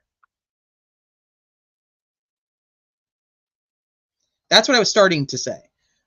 But now, for whatever reason, which I swear in my brain is true, what I said right now, but for whatever reason, there's another document that we had to have used during that we were like, wait a minute. I remember this, and I swear it was like, wait a minute, isn't the one in the keepsake box also a Winchester?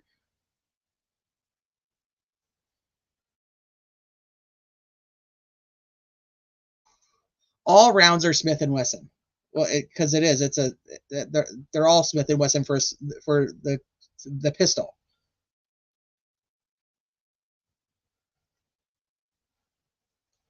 Sealed plastic bag containing the one cartridge. Sealed plastic bag. This is.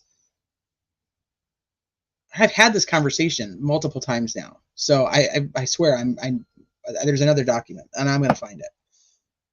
Yeah, me either. But not Winchester. I mean, that could be. But did you check the PCA? No, I didn't. Let me see. Which PCA? 1.0, 2.0, 3.0, which PCA? Why do I know that it's a Winchester that was at the crime scene? Why do I think that in my brain?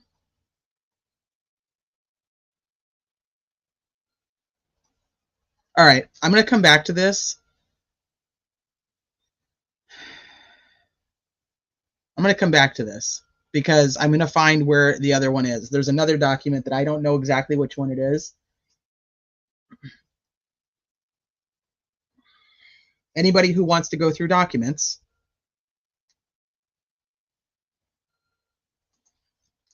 by saying tiny human, once your tiny human asks a question, they automatically get put up. That's how they do. Hi, tiny human. I click on it over here. So like there's a where everybody's talking, I just click on it and then it brings them up on the screen.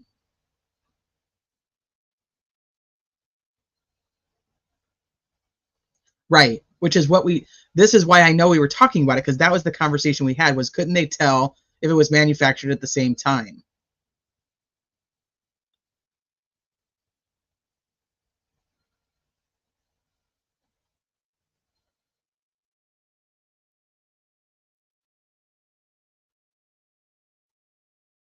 If they were hand loads, the brass is reused. Were his clips full? Were any of them missing one? Well, what they took is here. So they have the one that has 2 magazines. One's filled with 9 and one was filled with 8.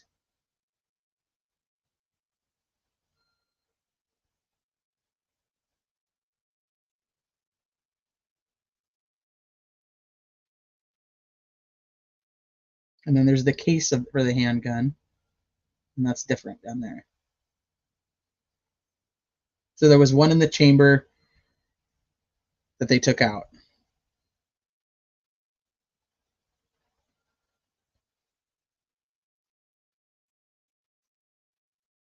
That's okay. She's still tiny. My 13-year-old, I still call her. PCA for search just says 40 caliber unspent round. We're gonna find it. I'm gonna find it. We'll come back to it.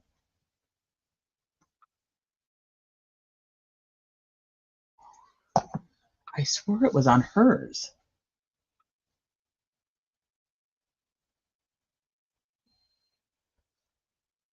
Maybe it was just in one of the documents about her.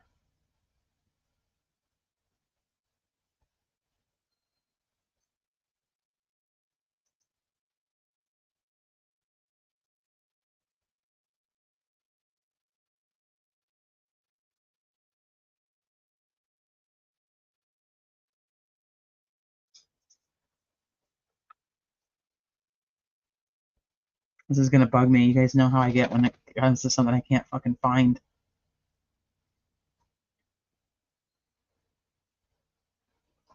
315 is MC9. It's here.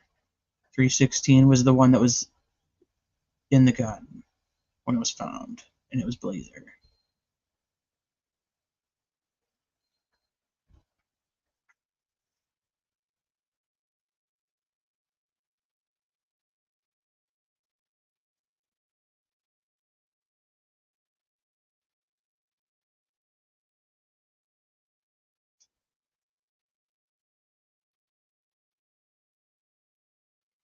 All right. I'm gonna have a mental note that I have to find that because I don't want to just keep you guys waiting.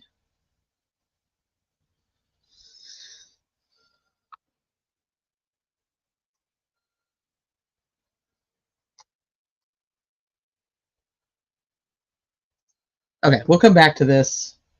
I'll do some more research, and I'm going to find the other page because I know that there's, and I remember screenshotting 4 different reports, and I only pulled up 3, so I know there's got to be another one.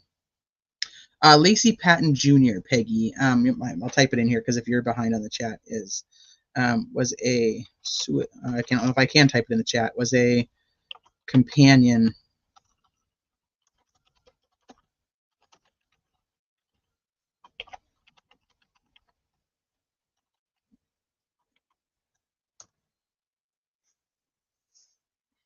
Okay, let's go over here. We're going to go to the state's motion for today, and we'll come back to where the other fucking report is that talks about the damn Winchester. So I already have this up, but now I don't even know where it is.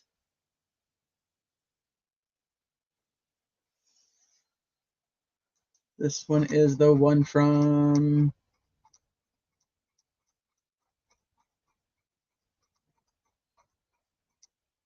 312. We don't want that one.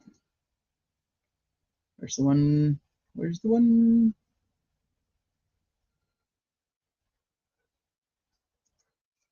$415. That's not the one I want either. Gosh darn me. See, now I'm all flustered with the not knowing where that other damn report is.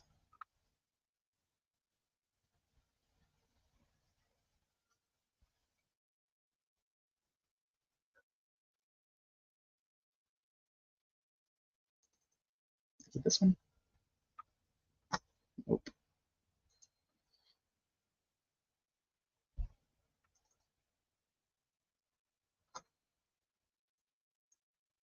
Nope.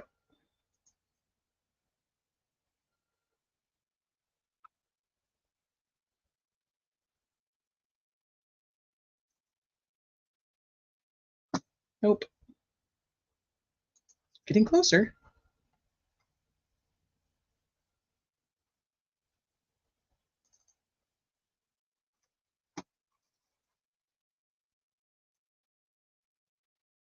Aha! Dun-dun-dun! No distractions starting now. Yeah. If my brain only worked that way.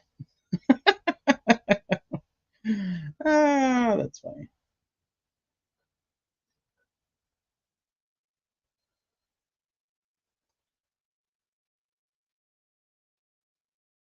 The magic bullet. Yay, he did it. I know. Yay. Cheers. Finally found the fucking right one. Okay, let's pull this over here so we can match it to this one. Okay, so this is in response to the defense's motion to compel and request for sanctions that the defense filed on April 23rd of 2024. We just pulled that one up, so we have that. And this comes down to the state of Indiana by prosecuting attorney Nicholas C. McClelland and respectfully files its response. Let me make this bigger so you guys can read it too. It files its response to the defendant's motion to compel and request for sanctions that was filed on April 23rd. The state would ask the court to consider the following.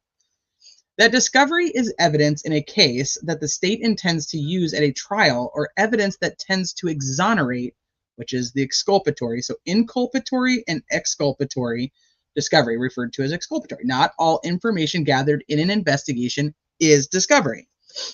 Not wrong. I just struggle with why he would have the right to say what is considered exculpatory when essentially what I deem that the defense is doing in theory is that the investigators did a shoddy investigation, which is not uncommon. It is a third-party defense, but that they just did a shoddy investigation and then essentially just never went after these people.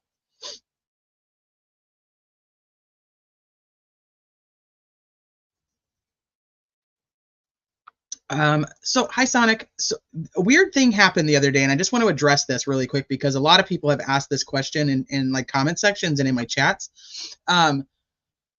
Vinnie Politan from Court TV, obviously you guys all know him from Court TV. He now also has his own YouTube channel. If you're not subscribed, you should, because he's very interactive with his chat, and I actually love it a lot. I love it more than Court TV, to be honest with you. Plus, he has more freedom to kind of say certain things that he wants to say or be bewildered when he wants to be bewildered. But they also have a podcast. And if you ever notice people with podcasts, typically either they take their episodes from their podcast and they upload it to YouTube and it's much later, or they take their YouTube videos and upload them to a podcast, which is more what I would do. So it gets uploaded much later than the actual time that it was done. So Vinnie Politan posted a podcast to a YouTube channel, and in that, it was a conversation that he was having with Anya and Kevin from Murder Sheet and Bob from Defense Diaries. Now, that was, and he talks about that the trial had been postponed until the fall of October, and essentially they're giving their opinions on what's happening with the Supreme Court and what's happening with the trial date being moved and what's happening with the defense team, with the new defense team, and so on. And then within like 4 hours of this podcast being uploaded to YouTube, the video went private. And so people were like, wait a minute, like I didn't even get to finish it, or, you know, what happened with that? Well, it was absolutely an old broadcast because I'd already heard it when it had come out the first time. And then they uploaded it for some reason, must have realized it was an old episode and took it down. So a lot of people were thinking like, wait, did the trial get pushed out? It did not. The jury selection is still currently scheduled in Allen County for 13th, 14th, and 15th of May. And then it will be moved down to Carroll County for trial. And it's currently scheduled through May 31st. So I don't know why they did that, but they did. And so it kind of caused like a kerfuffle. T, with defense using third-party defense, can the prosecution prevent the defense from obtaining the info needed to show their case if they have the information being requested? So that's a great question, and one that they should not be able to. This is where I come in, like I say, how did they determine if it's exculpatory if the defense is using the Saudi defense? How in the world can they say that the information that they are looking for isn't relevant? Well, here's the other thing. It was obviously somewhat relevant, and they did turn over the officer's statement regarding like the interview with Brad Holder, even though the video of that interview was lost. They did turn over the report, and what they were looking for was they wanted the video. And then as soon as they start digging into stuff like that about asking for this video of Brad Holder, that's when they realize, or the prosecution comes forward and says, hey, we deleted stuff. Hold on one second, you guys.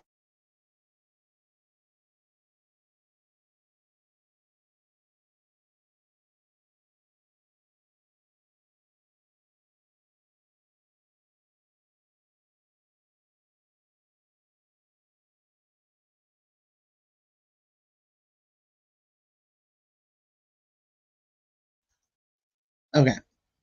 So the state made the decision. Okay.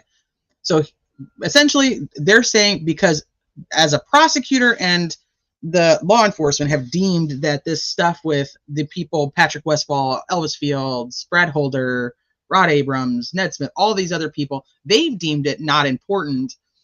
I don't know if they have the right to say that it's not exculpatory, especially when that is the defense's defense theory. You know what I mean?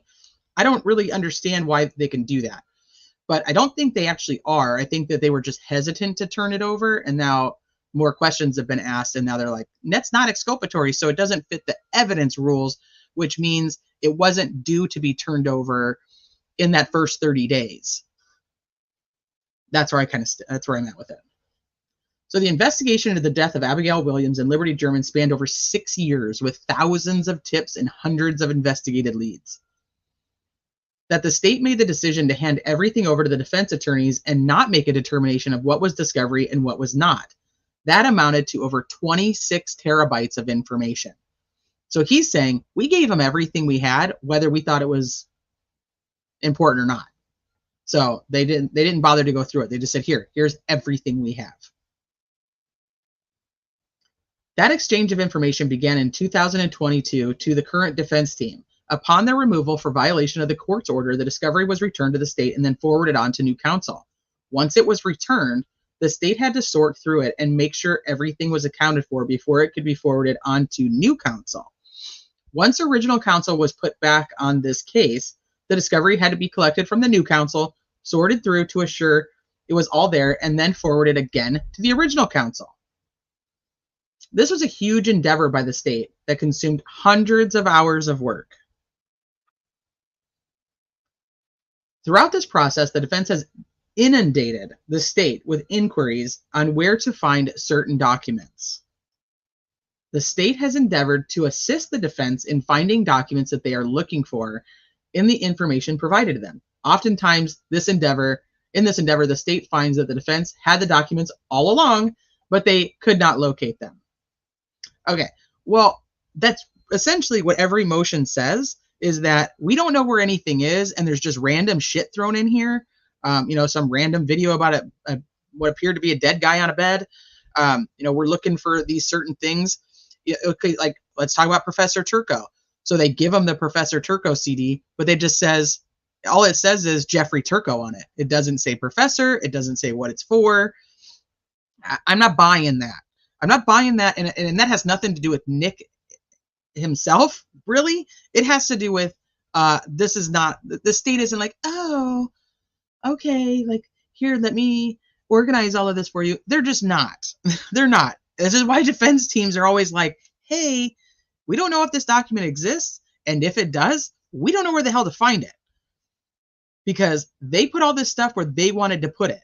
Now, let me ask you this.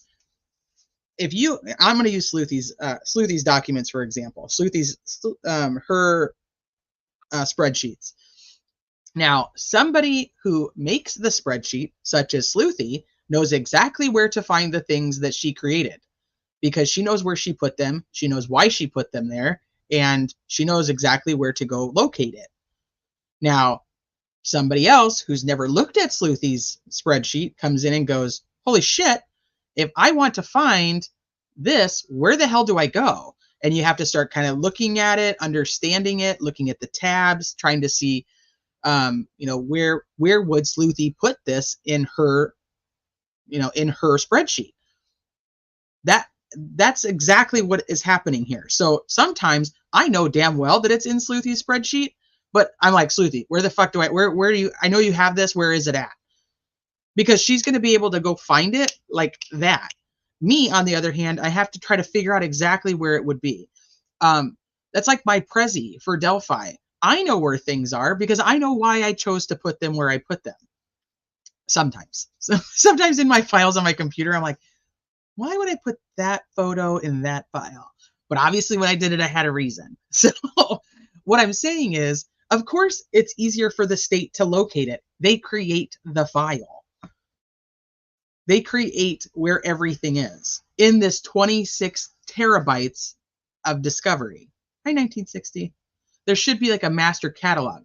Well, ironically, this is what you see when we talk about the quote unquote Woodhouse leak, is the defense creating their own system so that they know where shit is, and they can take each piece of discovery a piece at a time and put it in the file that they think it belongs in, so it's easier for them to understand it and find it. So, his comments here, oftentimes this endeavor is to state all the documents, but they could not locate them. Well, no shit, because they don't know where the hell you put them. That's not, like I said, but that's not a Nick thing. That's a prosecutor defense thing. Like, this is not uncommon.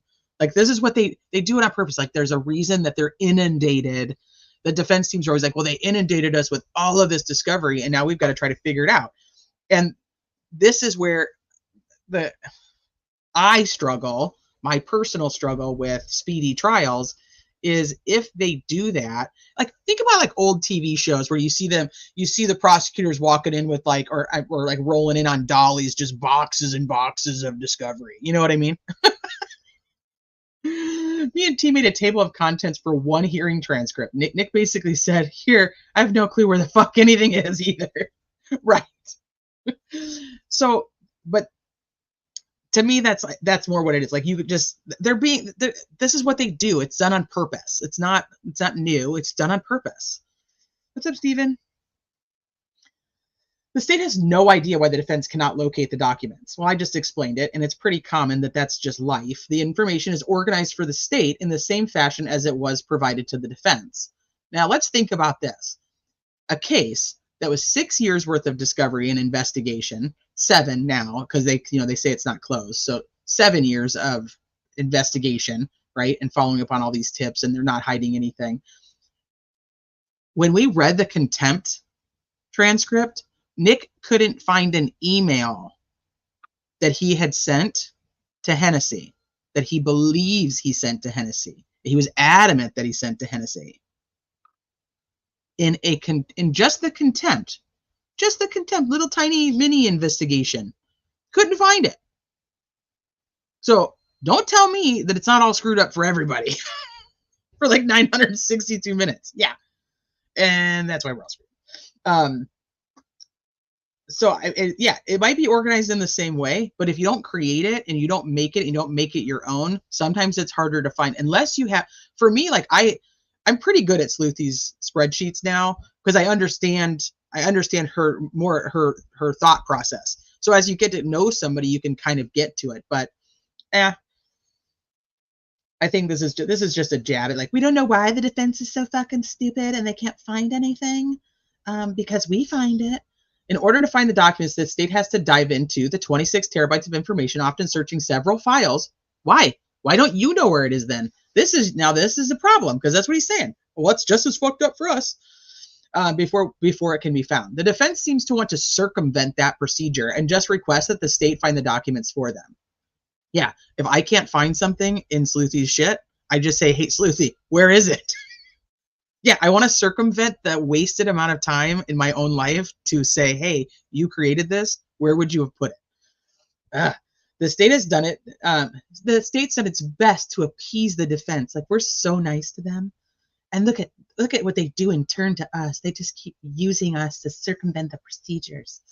Then on April 16th, the defense sent an email asking the state to turn over certain documents. Great. The defense then sent another email on October 23rd of 2024. In the future, in October of this year, we foresee, I mean, talk about fucking organization. They know what they're going to get in October of this year.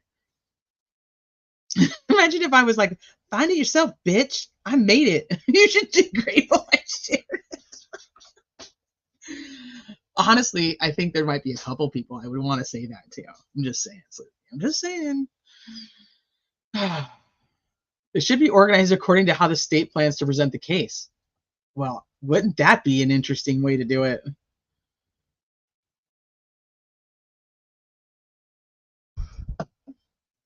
Yeah, and Nick McClellan wouldn't have necessarily been organizing all of that. It should have been law enforcement that had it all very organized because remember, they had a very, very organized investigation and what they had done to find the culprit and the perpetrator that killed these 2 girls in their town. They kept going back to the beginning. They went back to the beginning and looked at the tips from the beginning of this case. I couldn't even tell you how many fucking times. Yeah, she is. She's a superhero for sure. Her superpower is the speed of light. You wanted your Easter egg, but they got originals in order and gave them a planned Easter egg miss. Want it to go find the can use it and say good luck. Yeah, well, also think about that they don't even have.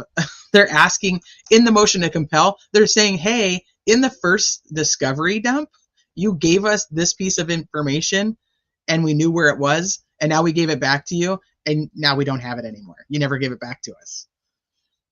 And here's Nick like, Go find it yourself. Figure it out. So anyway, in the future, the defense is going to be sending them an email on October 23rd asking the state to turn over additional documents. Well, after the trial. Oh, check my email. Okay, let me see. Oh, you have her super in my email. Dumb. God, there's a fucking sunroof and I know it. Let me find my email. Sometimes I'm a little slow on the uptake. Oh, yes. Yes. This is so good. Hold on. This is Sluithy. Sluithy, this is you. This is your superpower. Hold on. I have to get it to save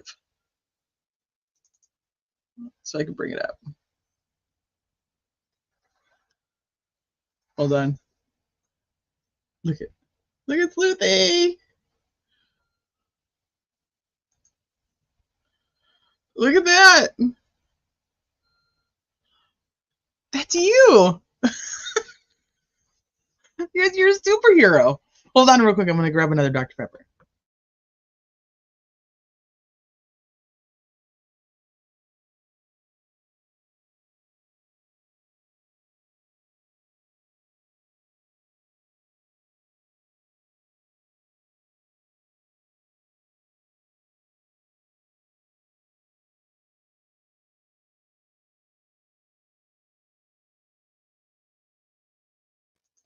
I absolutely love it. This is so you. Like, Sluthy's coming. Oh, fuck. That's so good.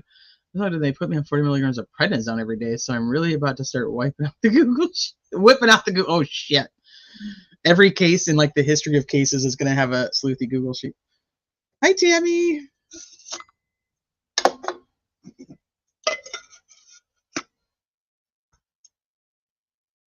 Except it's a guy. That's okay. It's badass.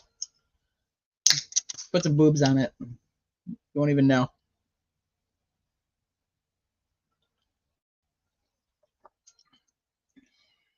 I don't know. I don't see gender here. I just see superhero. You should email it to Nick and be like, in case you need to find something. Titties. Oh, fuck me. That's so funny. Okay. That's perfect. Thank you for sending that. Blah was saying something. Let me go see. I hope the EF deposition's going well. Do you know when it is? Is it supposed to be today? I actually did not track that. I know that they were deposing like all of them. Brad Holder, Elvis Fields, Elvis's sister. They were doing all kinds of stuff.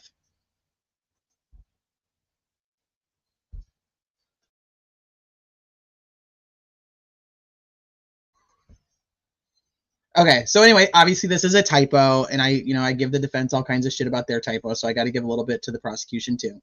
That on April 16th, so this is probably on April 23rd of 2024, asking the state to turn over additional documents. The defense then followed that up with their motion to compel and for sanctions.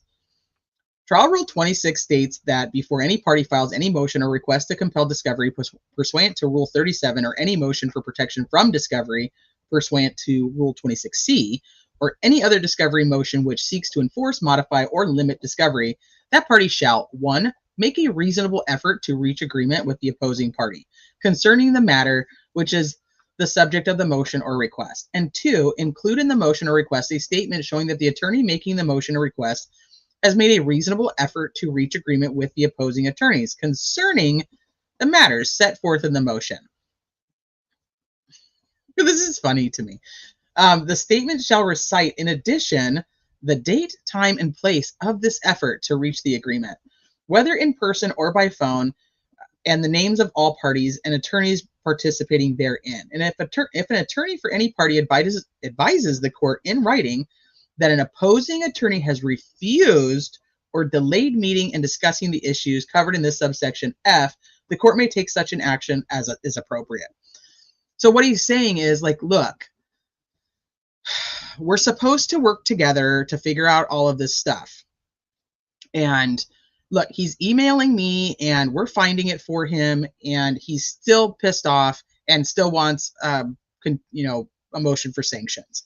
Like, we're trying to appease them, as he says. We're trying to appease them, and he just doesn't care. Well, I mean,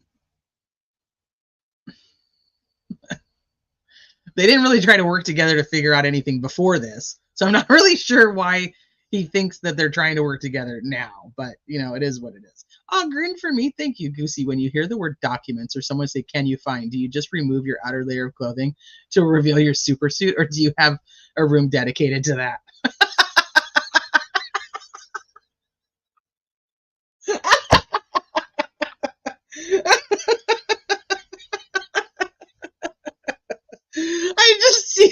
I see like me messaging Sluithy, like, I can't find this fucking document, and then she just rips off her shirt, flies into action. She's like, I got you, T. I'm coming with the answers. I can imagine it because it's so true, because like I need a document, and like within a minute it's like I don't even have a chance to look for it, and I don't even know if I've gotten like lazy in this at this point where I'm just like, Sluithy, can you just send it to me so I don't have to figure out where the fuck I put it? But I can just see her. She's like, I'm coming. She tears off her shirt and she's got her suit underneath and flies into like document mode. Oh fuck, man, that is funny. Grocery store, dollar store, Walmart, wherever. She's like, she's like, I'm getting the sense, like my spidey senses, I think someone's in need of a document. In this particular case, I must go now.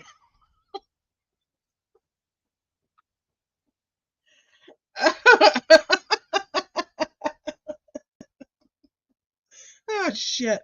Oh man. You would wake me up in the middle of surgery. Yep. Done. T, if you didn't just laugh so hard and pee yourself, then you're not going through the chain. Good. I'm good then. Hi, Junior. Lone Pony. Yeah, we're gonna get there. Just give me just 1 second. We'll get there. I don't know what's going on with me today.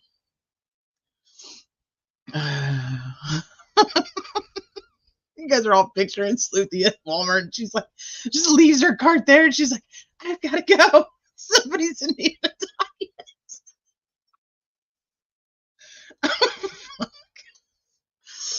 I'm gonna use that. I'm gonna use that anytime like Sluthy's like in my inbox with a document.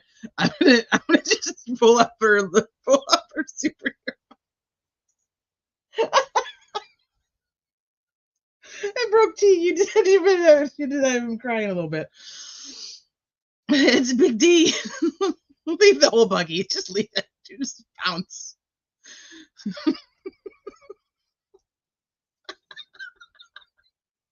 Oh shit. Whoo. Like the Flash. Is there a goose symbol in the sky? Oh fuck. We need a. I'm gonna get that. I'm gonna get it. I am gonna do it. I will do that as soon as this live is over. I am gonna get one. It'll be like Eminem in the Without Me video. Whew. My sides are hurting. We need a goose symbol. Oh shit. Hold on, let's see. I have a criminality symbol. I do. I have it. So I'm like, I know we can do a goose one. We're gonna do it for sure. It is a must now. It is like, it has to be done. We're gonna have a goose signal. And it's gonna be a member emoji for sure. It's done. It's already happening. You guys just don't even know it. It's like it's gonna be there before you know it. Oh shit, that is so necessary. We needed that.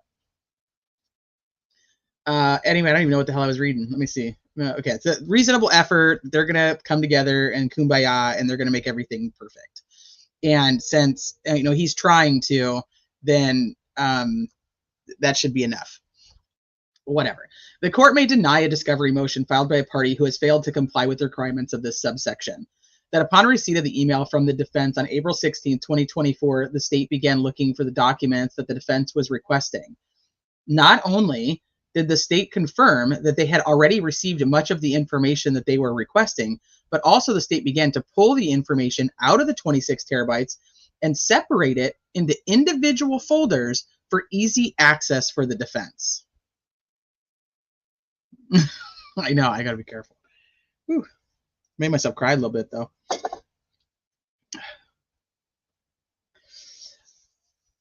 So now they're putting them into easy access. Would that not have been the best thing to do from the very beginning?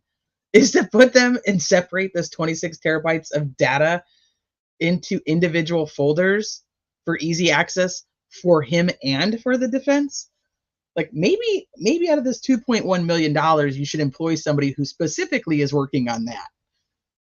Because that's the other thing, is the amount of people that he has working and on his team and the ability to use, and doesn't mean that they're working on the case 24/7 with him. I don't mean that, but the amount of people he has the ability to use is very, very different than what the defense has. So I don't understand why this wouldn't have already been done. Oh God. Okay, hold on. Scotty Skull sent me another one.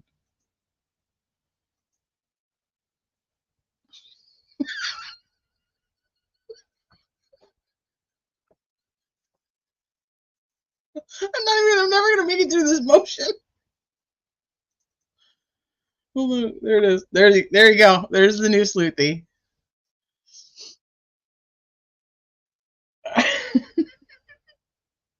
It's a plane. Nah, that's just Goosey looking some shit up.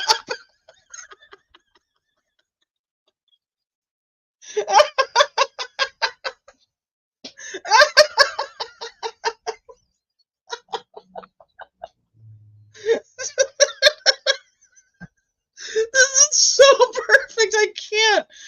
This is so you. This is so you. This is so Sluithy. This is how I picture her in my head. It's just like, I'm coming to you. I'm fighting for you. And look at the birthday hips. Oh, it's perfect. It's perfect. Just Goosey looking some shit up. I just fucking can't. This is so fucking funny. Oh, this is power.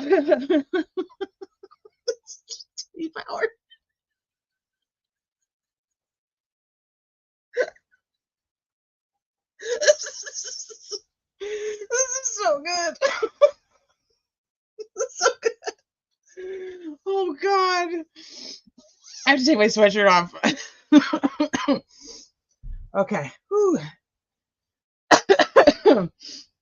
Oh man. This is so perfect. I love this so much.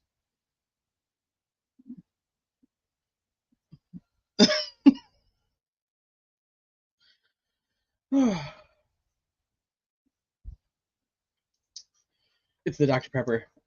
I know, right? I'm like, that's a good one. Okay, let's get rid of that one. We don't even need that one anymore. It's like extinct. Please make that your thumbnail. That needs to be your avatar. Whew.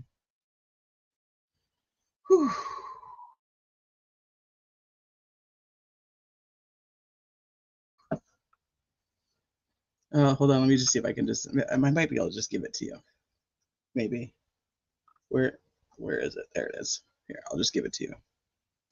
Here. Oh, man, that's just so good.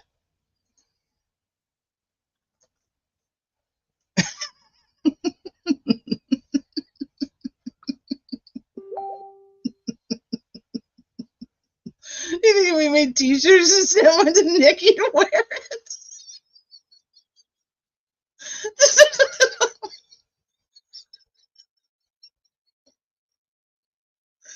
I want this on a t-shirt that just says just Goosey looking some shit up.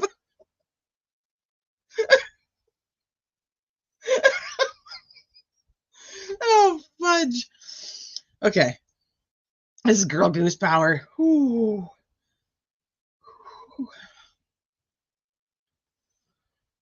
Hit the sticker and call it. I know. That's $10 a copy. Official Skull Scar. It is so good. Oh, yeah, absolutely. It's a Goosey package. Goosey package incoming for Nick.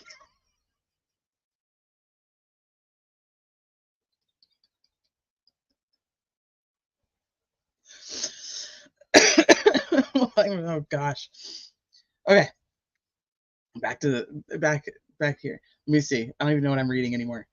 Okay, so not only did the state confirm that they'd already received it, okay, so essentially that they'd already received much of the information, not all of the information, let's be very clear. They'd already received much of the information that they were requesting, but also the state began to pull the information and organize it. Woohoo! Should have already done that. That much of the information that the defense requested is not even discovery in this case, meaning that the evidence is not going to be used by the state at trial, nor is it exculpatory to Richard Allen. I'm not even going to go back to that. I have the same argument. How does he get to determine what's exculpatory when they're using a third-party defense? Then on April 26th of 2024, today, the state of Indiana provided a response to the defense emails that included a letter explaining what was handed over, as well as a zip drive and a hard drive that organized the information they requested into easy access folders. This could have already been done. We wouldn't even have this. This wouldn't even be a situation. That the state's response was delayed because the state searched through all the information involved in this investigation, pulled the files from that information, and put that information all in one convenient place so that the defense did not have to search for it. Once again, why isn't it already like that? Why isn't it already organized? Which cracks me up, because if we look at like the thumb drive map that Baldwin had sent to Woodhouse, that is actually, it looks like it would be pretty organized with like hyperlinks of what they could, what files they could get into and whatnot. When asked on the stand, when Mullen was on the stand, they asked him if he was the one who created something like that, and he was like, "Oh yeah, no, that's not mine. That's way too organized." He doesn't say that part, but that's what I'm thinking now that I read this. Like he's like, "Yeah, no." So basically, the state took hours out of its week to do the defense's work for them so that it was as convenient as possible for them to access the information they requested, all while attending several depositions set up by the defense of various witnesses that the defense planned to call that spanned over several hours, occurring in different parts of the state. All the information requested by the defense, minus the SOPs, which, if you remember, in the motion to compel, they wanted the SOPs on how each agency stored evidence, and the chain of custody documents. So all the information requested by the defense, minus the SOPs and the chain of custody documents, was already in the possession of the defense. So yeah, they did not have chain of custody documents. Why not? Why does the defense have to ask for them to get them? That the state believes it has complied with the request from the defense in a timely manner given the circumstances, and that sanctions that the defense are requesting are not only unnecessary but wholly unreasonable. That the state has also turned over all, let me go back over here because I want to tell you, let's go back over what they want the sanctions to be. Hold on.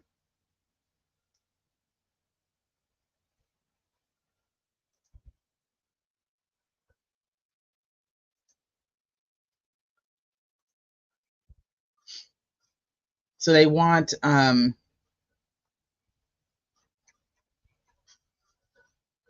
is it at?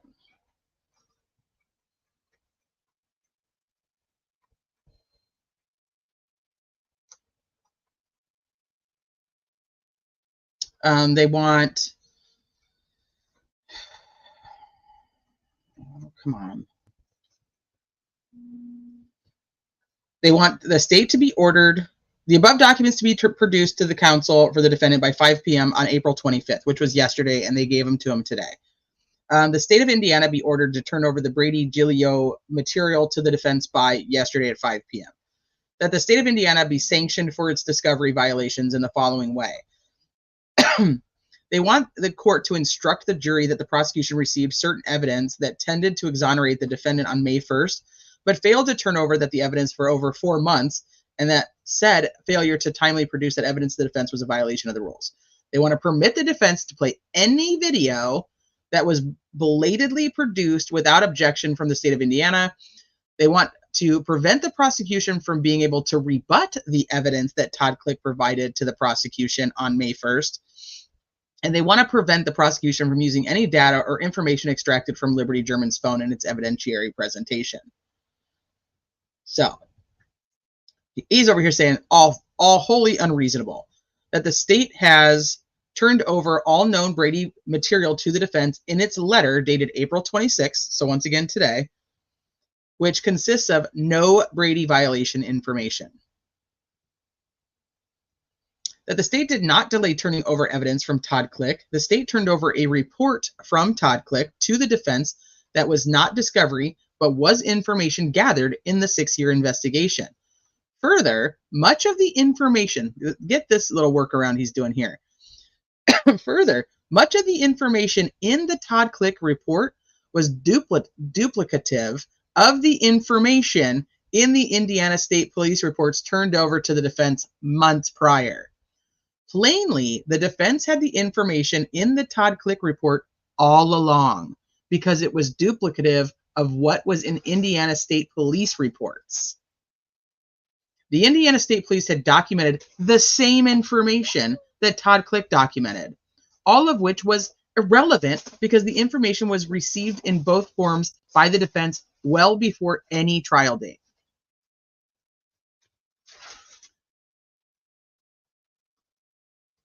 So just for clarification here, what he's saying is they gave him Todd Click's report, but that Indiana State Police investigated all of these things, so Todd Click's information was just duplicative. It's just not Todd Click's information.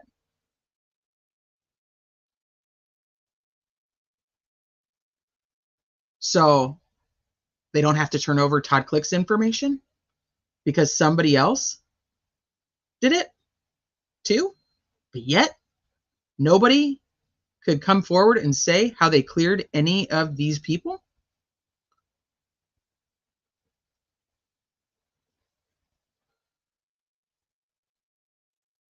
Oh, BS. Well, not what I'm saying. What he's trying to say is, yeah, oh yeah, we turned all that over. They already knew of all of that because we gave it to them. Never mind the fact that if you gave it all to them, where's all the evidence that points to how you cleared them then? It's like he's a smooth-talking used car salesman. Yeah, that's pretty much what that is. And it's going to come out like, oh, look, see, the defense already had all of this and they were asking for it again. No. No. They had something that was deemed by Nick to be similar, and Nick gave them that instead of giving them this. Now, what else does that remind you of? This police statement written after Brad Holder's interview, where it's similar but not the same, but you have that, so it's good enough.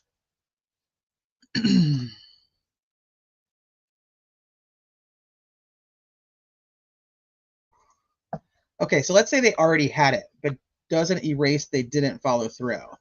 No, it doesn't. But here's the thing. They don't have Todd Click's. All they have is the report from Todd Click. Or what he's saying what he's saying the defense had was the report from Todd Click. And then all the other stuff is just information that was, all done through ISP. So it doesn't really matter.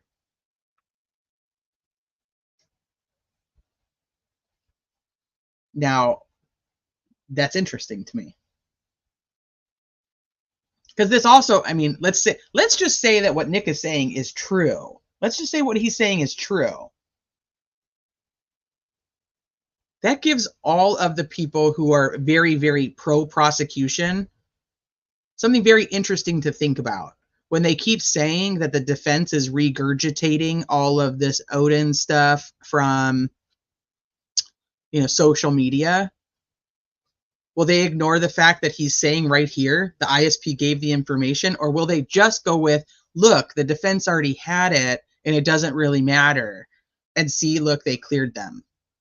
Like, what angle do you think is going to be taken with that? Because that's a curious one to me, because this is a total workaround of the system here.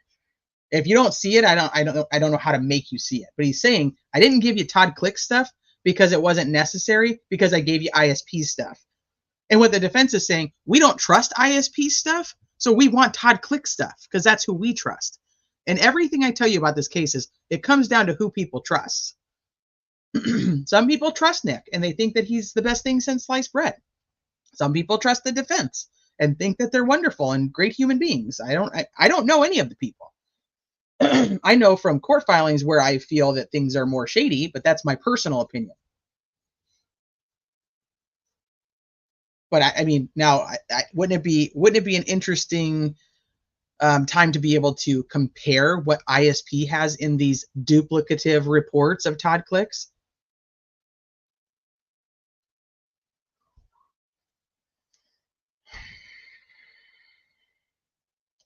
And they say all of it is irrelevant because the information was received in both forms by the defense well before any trial date. But they didn't get all the information. They didn't get all the videos. They didn't get all the rest of the stuff. And they didn't get the letter. They didn't get the letter from Todd Click saying, hey, I, an investigator who investigated this case for multiple years with a group of other professionals, we believe it's something else, and we want to know that you know what we know. But instead, they bring him in and say, hey, bring all your, here's another one. Hey, in September, bring all your evidence and come show us what you've got. Well, why would they need him to do that if they already had it and had already turned it over in discovery?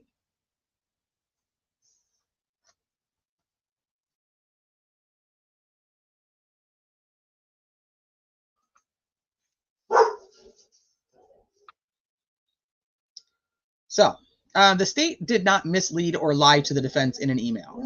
I don't even know what that one was. What's wrong with you? Why are you crying? Was there a cat? Is the squirrel back? Is the squirrel laughing at you? We have a squirrel that sits on our power lines and just chuckles at her, just laughs and laughs and laughs at her. She gets so mad. Let me go back over here because I gotta see you. I don't remember this one off the top of my head. Oh, dumb! How do I not remember this off the top of my head? This is the email about the Purdue professor. Dumb! I don't even know how I didn't remember that. See, my brain is just pew today. Where they're saying that he emails them and says, we don't know if we're going to be able to figure out exactly who the professor is, he or she. We don't know if we're going to be able to figure it out. And then it comes out and is proven that Holman did know and already had contacted him and was setting up a meeting.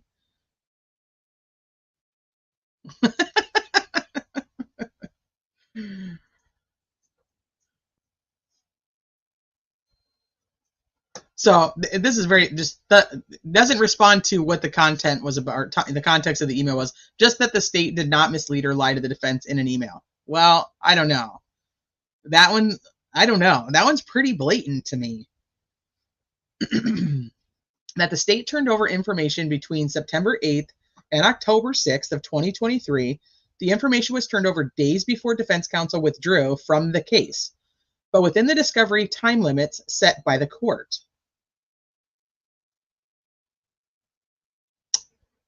When did Judge Gohl put in the discovery deadline of November 1st? And how does that override the Indiana rules of evidence where anything from the initial investigation should have been turned over within 30 days? How does that override that? Why does he think it overrides that is my bigger question. The information was turned over days before defense counsel withdrew from the case, but within the discovery time limit set by the court. You like how he says they withdrew from the case instead of that, in the prosecutor filings, it's like they withdrew. And the defense one says before we were, kicked off and made to withdraw. In one place he says they withdrew, in another he said they were removed. Yeah. Bob's busy this weekend, but he'll have a field day with this. I know.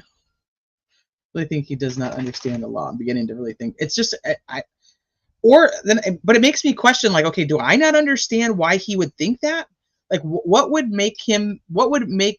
Is there something legally in place that says that her court order of discovery deadlines would override the rules of evidence in Indiana? Like, why does he think that?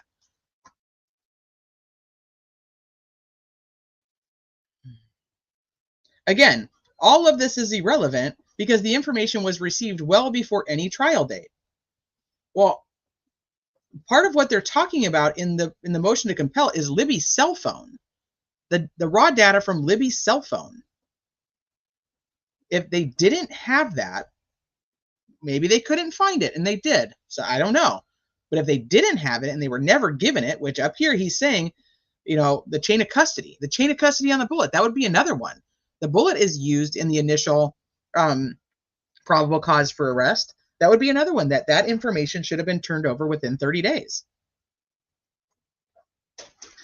The information was turned over days before counsel withdrew from the case, but within the discovery time limit set by the court. Again, all of this is irrelevant because the information was received well before any trial date. But he's saying that they got the information for Libby's phone was given to them between September 8th and October 6th, which actually matches up with the whole, they got the girls' phones from Fortson to Cohen, and that was brought up in the contempt hearing. Why wouldn't they have had the information from Libby's phone right away? Chain of custody, you just sent the chain of custody 16 days before trial. Yeah, I know. So those things that doesn't make a lot of sense to me. But again, so wherefore the state of Indiana, by prosecuting attorney Nicholas C. McClellan, files their response and would ask the court to dismiss the defendant's motion to compel and request for sanctions without a hearing.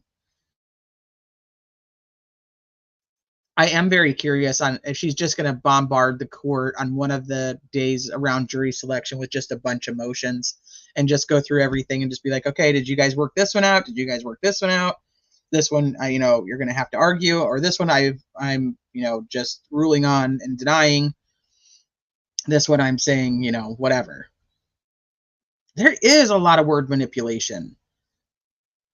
It's weird because, like, if I read a defense filing, I feel like it's very wordy. Like, it's too wordy, in my opinion. I think defense, their motions are way too wordy. There's just too many words. But when I read the prosecutions, I always and this is probably why I have such trust issues, I always feel like I walk away being gaslit. Like this whole, well, they had the information, they didn't need it. No. That's not how it works. You don't just get to decide that report is better than this report, so you get it. No, you got to give them both. And he says, well, they had both. Well, no, they didn't, because they just got the information from Todd Click, which is how they knew to even ask for it. Because you didn't tell them that Todd Click wrote to you. You didn't tell them that Todd Click was this package of information that he had given you. You didn't tell him any of that. You gave him a report from Todd Click back in the day. That's it. So, but then it's like covered under this, like, well, it's not exculpatory anyway. So he has like 6 different arguments. So it's like one of them, hopefully, it's like spaghetti throwing it against the wall, and hopefully one of them sticks. I don't know. I just always feel like I feel very gaslit when I get done reading stuff from the prosecution. I feel exhausted reading stuff from the defense because they just write so fucking much that I don't think is necessary, but that's my opinion. But I always just feel like it's like there's ulterior stuff that you're just like, does anybody actually read that? But it makes sense to me though, and one of the reasons I don't get mad, like when people are so pro prosecution, if you just like slightly just read this and they're like, oh look, like that much of the information that Todd Click was in the Todd Click report was duplicative information, and they already got it. I can see what people are like, so what does it matter? They gave it to the defense. It's not even a big deal. Like, why is the defense throwing fits about this stuff that they already had? And it's like, you might want to read the rules of evidence because it is a big deal, and he's gaslighting you into thinking that it's not. And that's the stuff that really frustrates me about the prosecutor. And I don't know if he's the one who even writes all of them, but sometimes it might be the new one, Diener. I don't know what the hell Luttrell does. He got brought in October, and I don't think the guy's done shit. And he has to have everything mailed to him. So I don't know. It's fucking weird. What's up, criminal network? But in the beginning, he said they were removed for violating the court's order. One sentence is they withdrew. The other one is they were removed.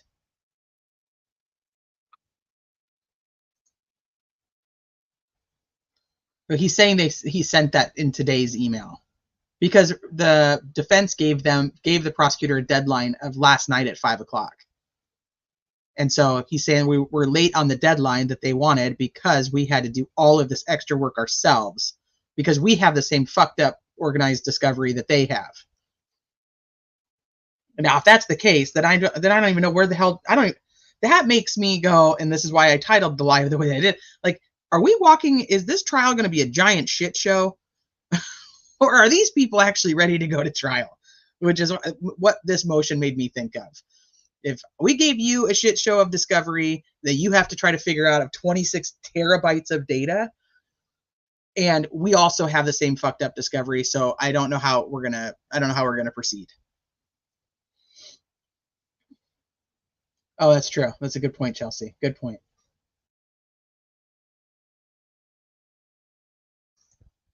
Read back. Okay. It's up here. Hold on. Right here. All the information requested by the defense, minus the SOPs and the chain of custody. Well, yeah, because I think the whole thing is the state took hours out of its week due to the defense work, to do the defense work for them, so that it was as convenient as possible for them to access the information they requested, all while attending several depositions set up by the defense of various witnesses that the defense planned to call that spanned over several hours occurring in different parts of the state. All the information requested by the defense, minus the SOPs and the chain of custody documents, was already in the possession of the defense. I see what you're saying here, Susan.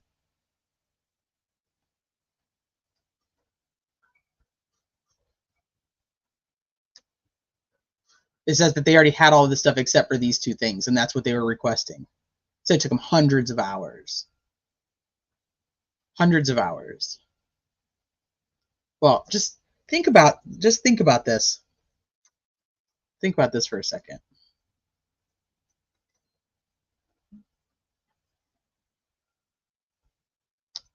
We know that this date is a typo and it's supposed to be April 23rd. Does anybody know what today's date is?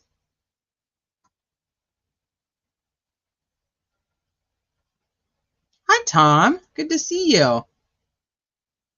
The defense made a good point that if they had info earlier, it would have affected their depositions, but I don't know if Nick meant they had the Odinist stuff before Click's letter to NM.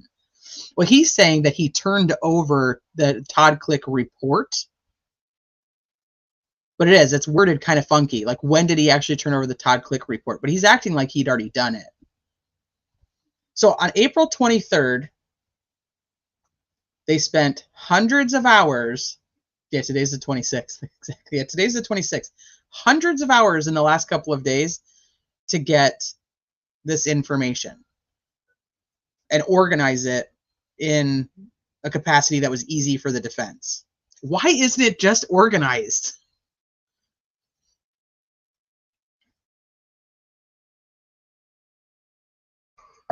So hundreds of hours in the last couple of days, essentially. Yeah, how many hours are in a day? So they got this on the 23rd. They were given a deadline of the 25th. It is now the 26th where they've responded saying we're late because we spent all this time in the last 2 days.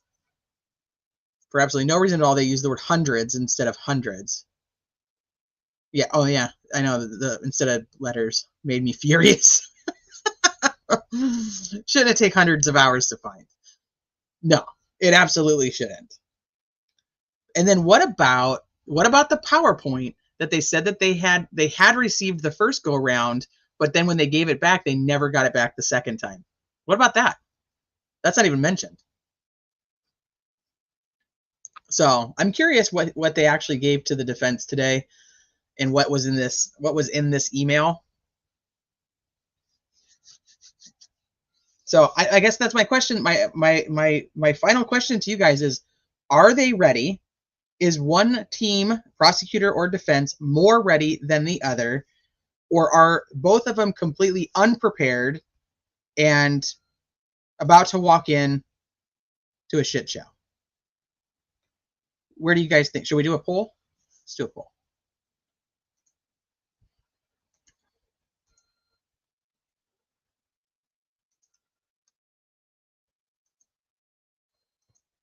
No, not a Q&A. Poll, yes. Are the lawyers ready? Defense is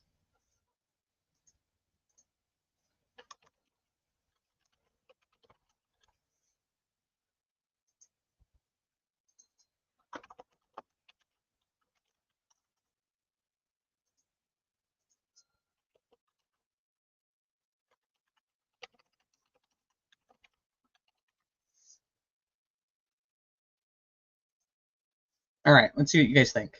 We'll do a poll. So the poll is, are the lawyers ready? The defense is option 1. Is the prosecution is option 2. They both are option 3. Option 4, nope, nobody is. It's going to be a shit show.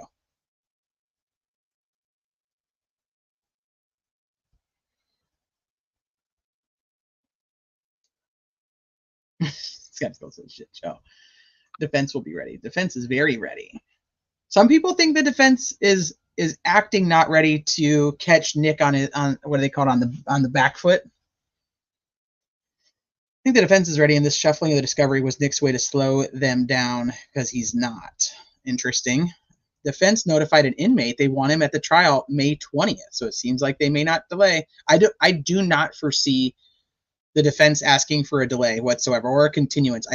My personal opinion, I talked about this a little earlier, my personal opinion is the last motions were done for goal to postpone it so that there was a fair trial, and in doing so, you have to hold it against the prosecution, which would mean that they'd have to release Richard Allen on some type of bond or something to make it so that the statute of speedy trial could be 1 year versus the 70 days of a pretrial detainee in lockup.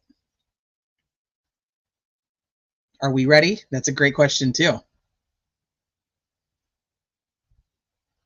Sketch is not a photograph, but if you put the two sketches together with your magic hands, they become one. So no, I do feel like we're going to trial.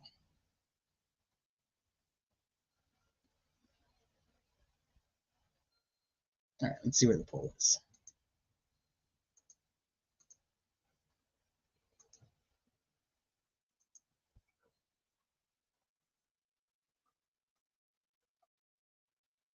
I can't vote in my own poll. That's kind of silly. Right now, it's still moving a lot, though. Come on, there's 300 of you guys in here with only 63 votes. You have an opinion. I know you do. Just hit the button. Hit the button. Hit your vote.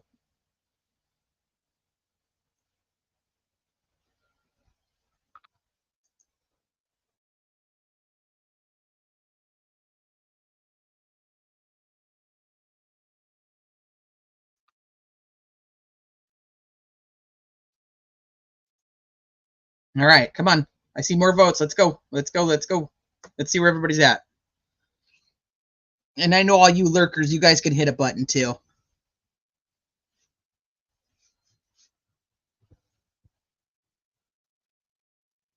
Let's get it to at least 100 votes, and then we can stop it. That's a pretty good pool of people.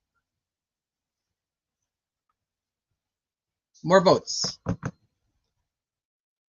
So currently we're at 84 votes, 85 votes, 51% defense, 86 votes. Prosecution. Oh shit. It's hopping all over. It can't even figure out how many votes there are.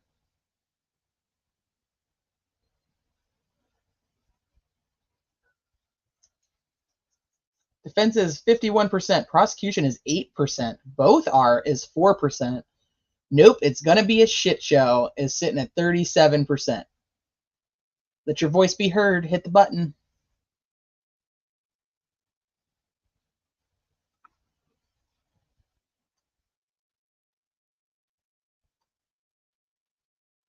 That's a difficult poll. These poll results aren't a good sign that 12 people on the jury will come to the same conclusion. I agree. And I know that no matter when you do a poll in your own, on your own channel, it does skew it a little bit because, more like-minded people kind of come together. But I do know that there's other people who listen who aren't of the same exact mindset as me or, aren't even close. So it is still interesting at times. And I like to look at polls on other people's channels too to see like what they think.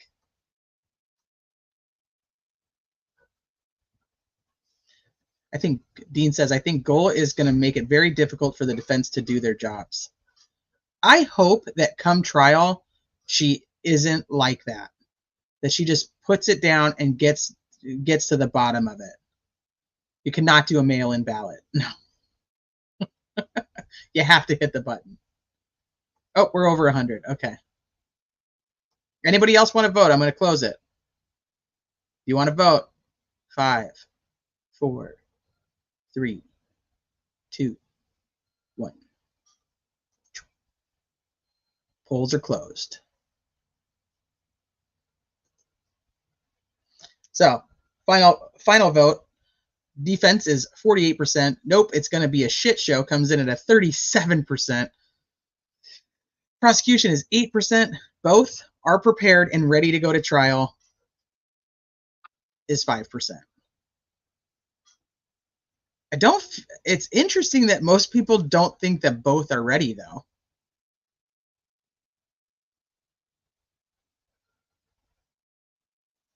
I don't know. I hope that she just comes out and she's just like, nope, we're going to get justice. We're going to do this the right way. We're not going to coddle Nick because he doesn't need to be coddled. He's not a brand new attorney. He wanted to do this case. She left him on this case. He's got 2 experienced attorneys sitting with him. Doesn't need to be coddled.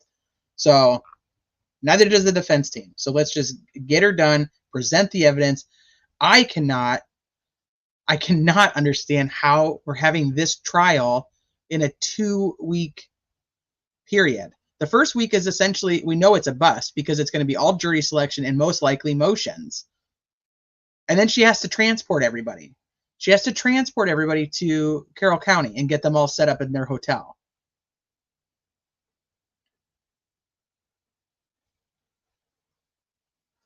You agree with Shibby. And what's Shibby say? Hold on. The jurors will see through Bill's bullshit if she continues. I voted once and look at our country now. Don't do it again. Don't do it again. During the Daybell trial, Bob was asking things like, is Chad's head blocking the sun? Does Pryor have too much ear hair? Oh, shit. That's funny. If they need an online fundraiser, my digital agency volunteers to do it. I have it built in a day. Ooh, interesting.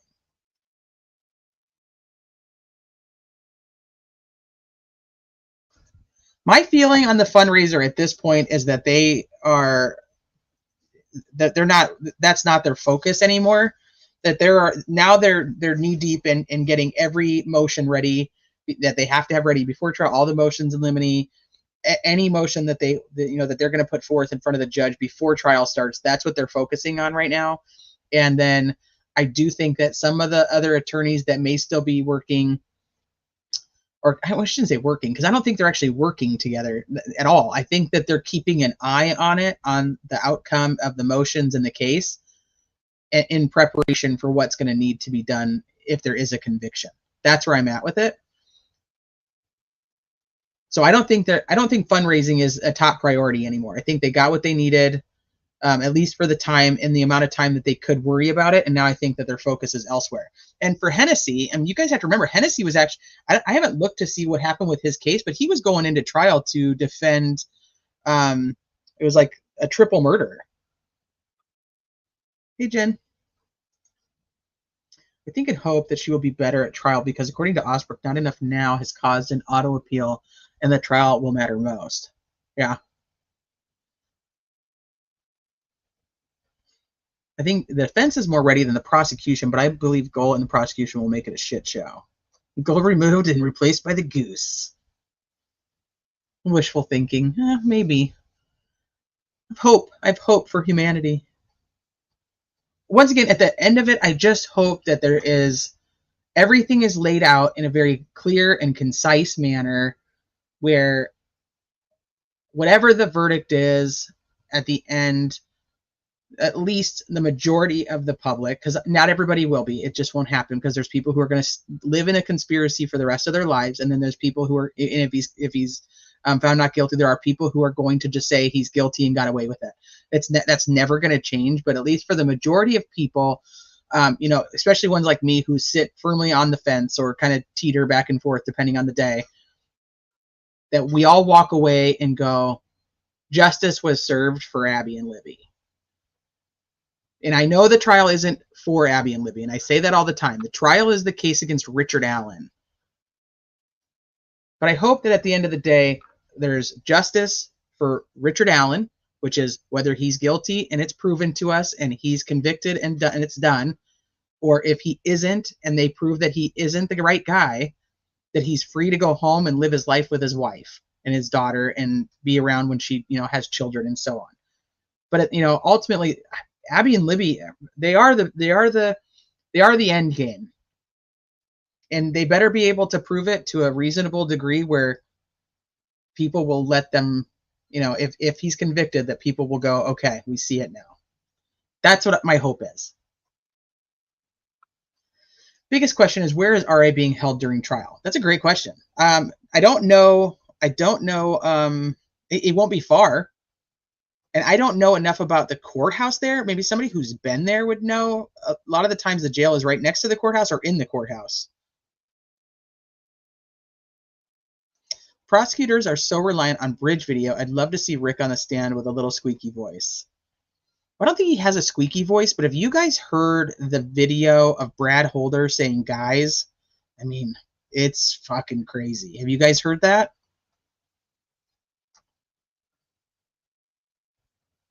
Goal has zero oversight. That's what's really amazing. They don't, and I don't think it's Goal. I think it's just judges in general. There's not a lot of oversight when it comes to judges. I think that they'll probably be looked at if most of their trials are overturned on judicial error. I stay on the fence. If there's shit on both sides, I stay on the fence until somebody on one side or the other comes and cleans up the shit. That's where I'm at. How are they going to explain RA painting an F tree? Well, I think the prosecutor is, and we can kind of tell from the people on the prosecutor's side of the fence, are really just pushing that it's not an F. It was just, it's blood spatter. It was, you know, something else. Hi, Jeanette.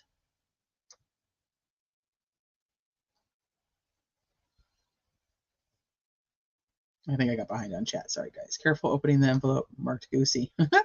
As it very much on the fence, but I firmly believe this already not a fair trial due to the shenanigans, and if he's found guilty, it will mean nothing. Well, if they present something that's just undeniably it, you think that you'll still question the authenticity of the evidence? Maybe. That's another. I get it. I'm already worrying myself to death about the jury instructions. Serendipity, I get that. I mean, I don't know. What do you do? If it's just on the evidence that we know about, I don't know. Miami Correctional? Oh, maybe. Yeah, Ellie, what F tree? You haven't heard it? You have? In the gym? Yeah, the one in the gym by the what you call it? BH has a few videos saying guys, and one time it sounded very similar to BG, another time it did not. Oh, which one did it not? I'd like to hear that one too. I'll grab it real quick and I'll play it for you guys. I don't know what the other one is though. The one that does not. I don't think BG's face looks like he had a long beard like BH did at the time. But then the witnesses say that he was covered, the bottom portion of his face was covered with, what do you call it? That wraparound thing. You know what I'm talking about. I don't know. Can't think of the damn name of it.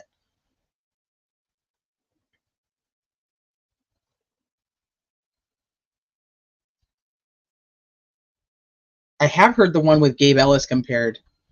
a few different videos. Oh, darn. Okay, I'll have to look for the other ones where he says guys. But let me pull this one up real quick. Let me find it. I play it for you. This is the one that I'm like, ooh, it really does sound like it. But if there's other ones that he doesn't, I'd be curious to find those too. So we'll have to dig in and look at that.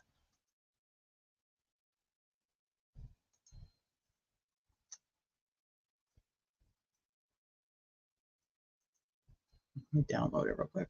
See if I can get it to play.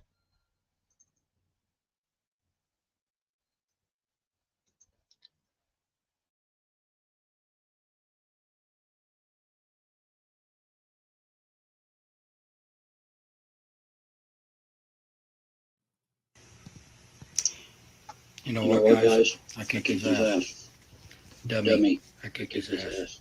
Can you hear that? Tribe matters. Come on. Let's get into it.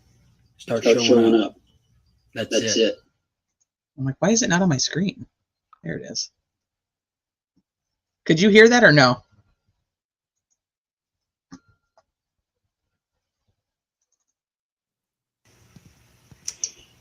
You know what, guys? I kicked his ass. Dummy. I kicked his ass. Tribe matters. Come on. Let's get into it. Start showing up. That's it. Oh, it's echoing? It was a double audio? Is it now the second time I played it? Here, I'll mute. You know what, guys? I kicked his ass. Dummy. I kicked his ass. Tribe matters. Come on. Let's get into it. Start showing up. That's it. Was there an echo that time?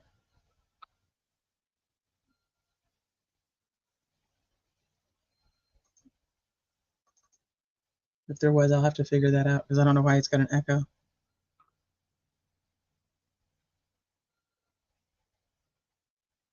The BH guy's video sounds even more like BG than what T played. It's from TikTok.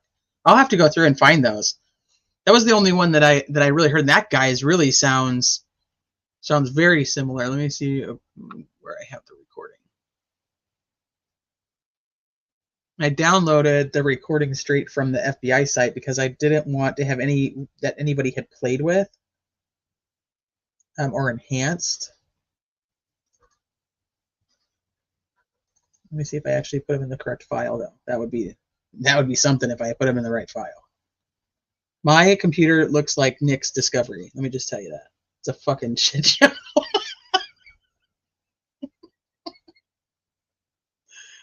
Oh, shit. That's funny.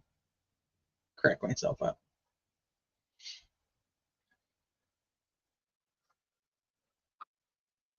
Did I hear the Brad Holder voice video last night? No, is it a different one? Echo was gone the last time. Okay, I'm muted. Thank you for letting me know, Nancy. Yeah, he deleted his Facebook and started a new one. But he kept his Steve Rogers.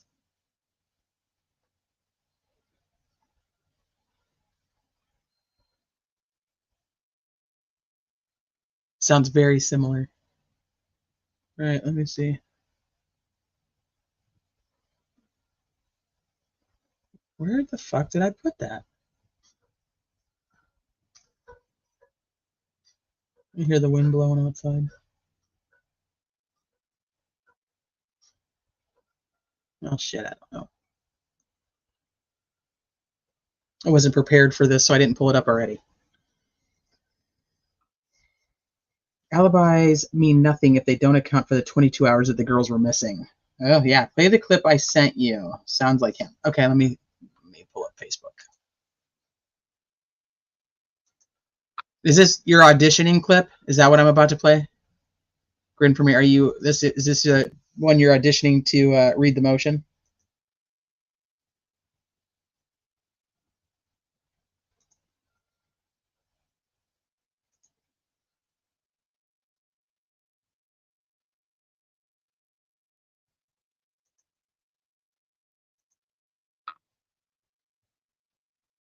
Hmm.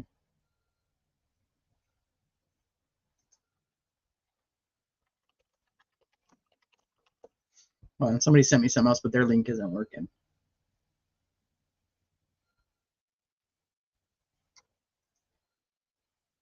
Hold on. So, this is my casting to be a part of the next transcript reading, if we get them. But I would really like to be involved. This is Grin for me, and all of you are beautiful. That probably had a really bad echo. Because I didn't... did you guys hear it, though?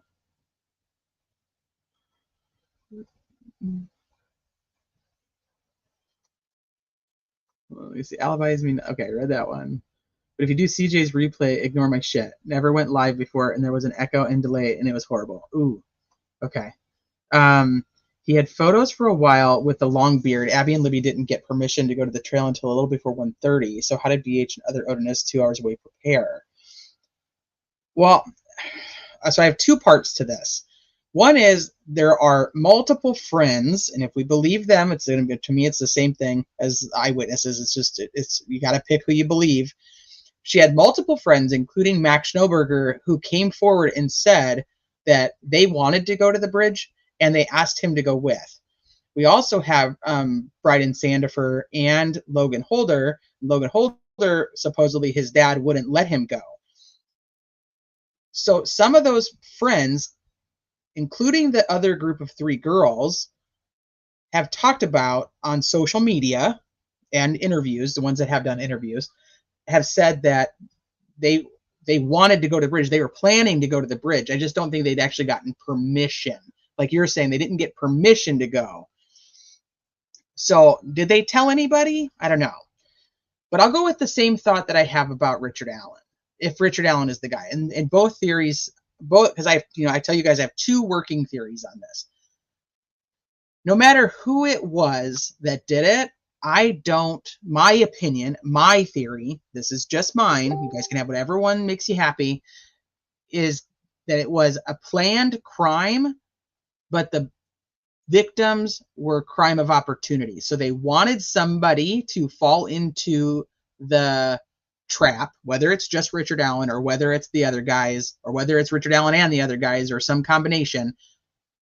The timing was, we're going to go there, we're going to do something like this, and it's whoever comes to this spot is the one that we can get without anybody else noticing. Because it's pretty damn ballsy to pull off this type of crime in the middle of the day in a public place. And as people are like, well, nobody's ever at the trails. Well, we know that's not true. There's like 7 people there immediately after the girls are taken. So my thought is it has to do with prepared crime, victim of opportunity. That's where I'm at.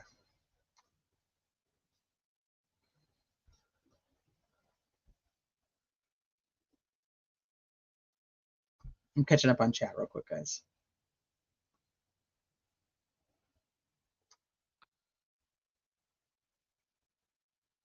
I emailed both. Just play the audio. Okay.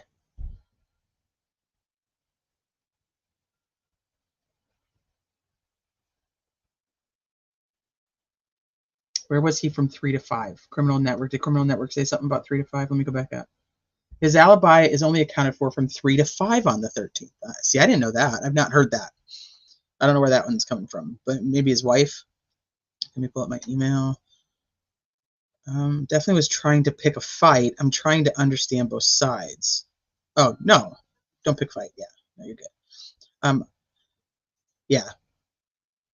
Absolutely. That's true, Tom Webster. You don't. You're just like, okay, this is how I see it. I like your chats. That's how I feel about it, yeah. Are the mods gone to a party? I agree, T. The lady that saw BG on the bridge, I think, would have been the victim if she crossed the bridge.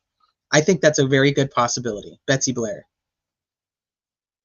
I think they were waiting, or he was waiting, one or the other. Richard Allen's voice, we've heard that it is, so the phone number that is listed in the discovery, people have called it, and you can hear Rick say Rick. Like it's one of those, you know, nobody can able to come to the phone right now. Please say your name. Beep. And he's like, Rick. And then it keeps going. So we've heard him say his own name.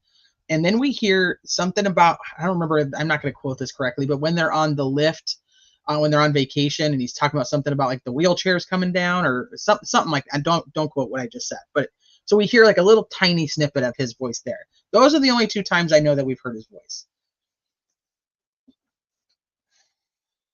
Okay, let me pull up my email real quick. Dun, dun, dun.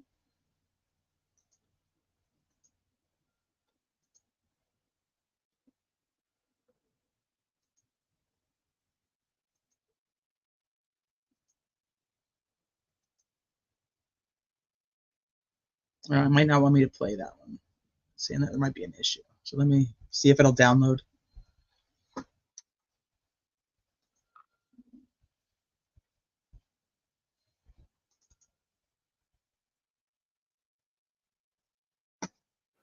You know what, guys? I kicked his ass. Dummy. I kicked his ass.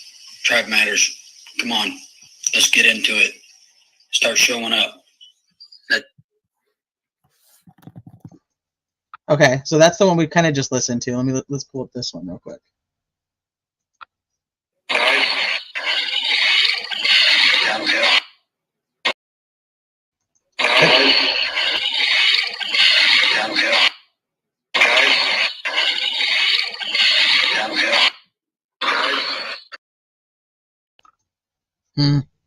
The Down the Hill. I thought the guys actually matched closer when I was listening to it before, but the Down the Hill actually matches. It's got that deep, raspy part to it. I don't know. So I said I'm so ready for trial. Those are 2 different voices, the guys and the Down the Hill. They sound very different. They do. Have we ever heard Abby and Libby's voice? Well, they have like their Musically, and they have their other like social media where there's like a couple things like that, but I don't know if nothing really substantial as far as I know.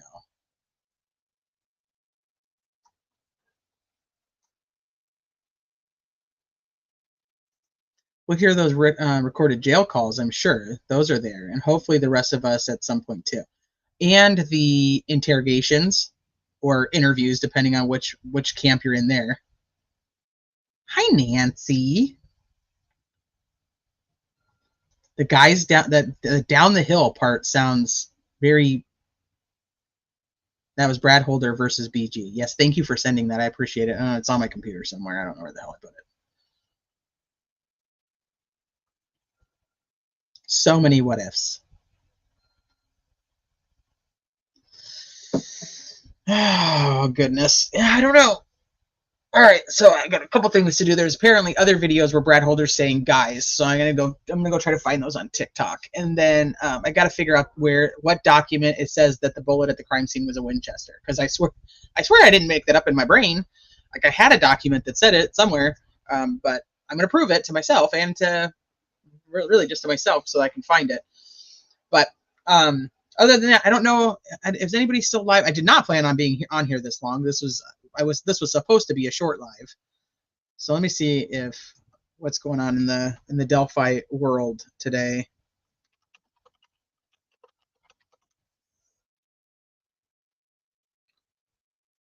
Okay, so it looks like the Unraveling is still live if you guys want to go over there. Who else?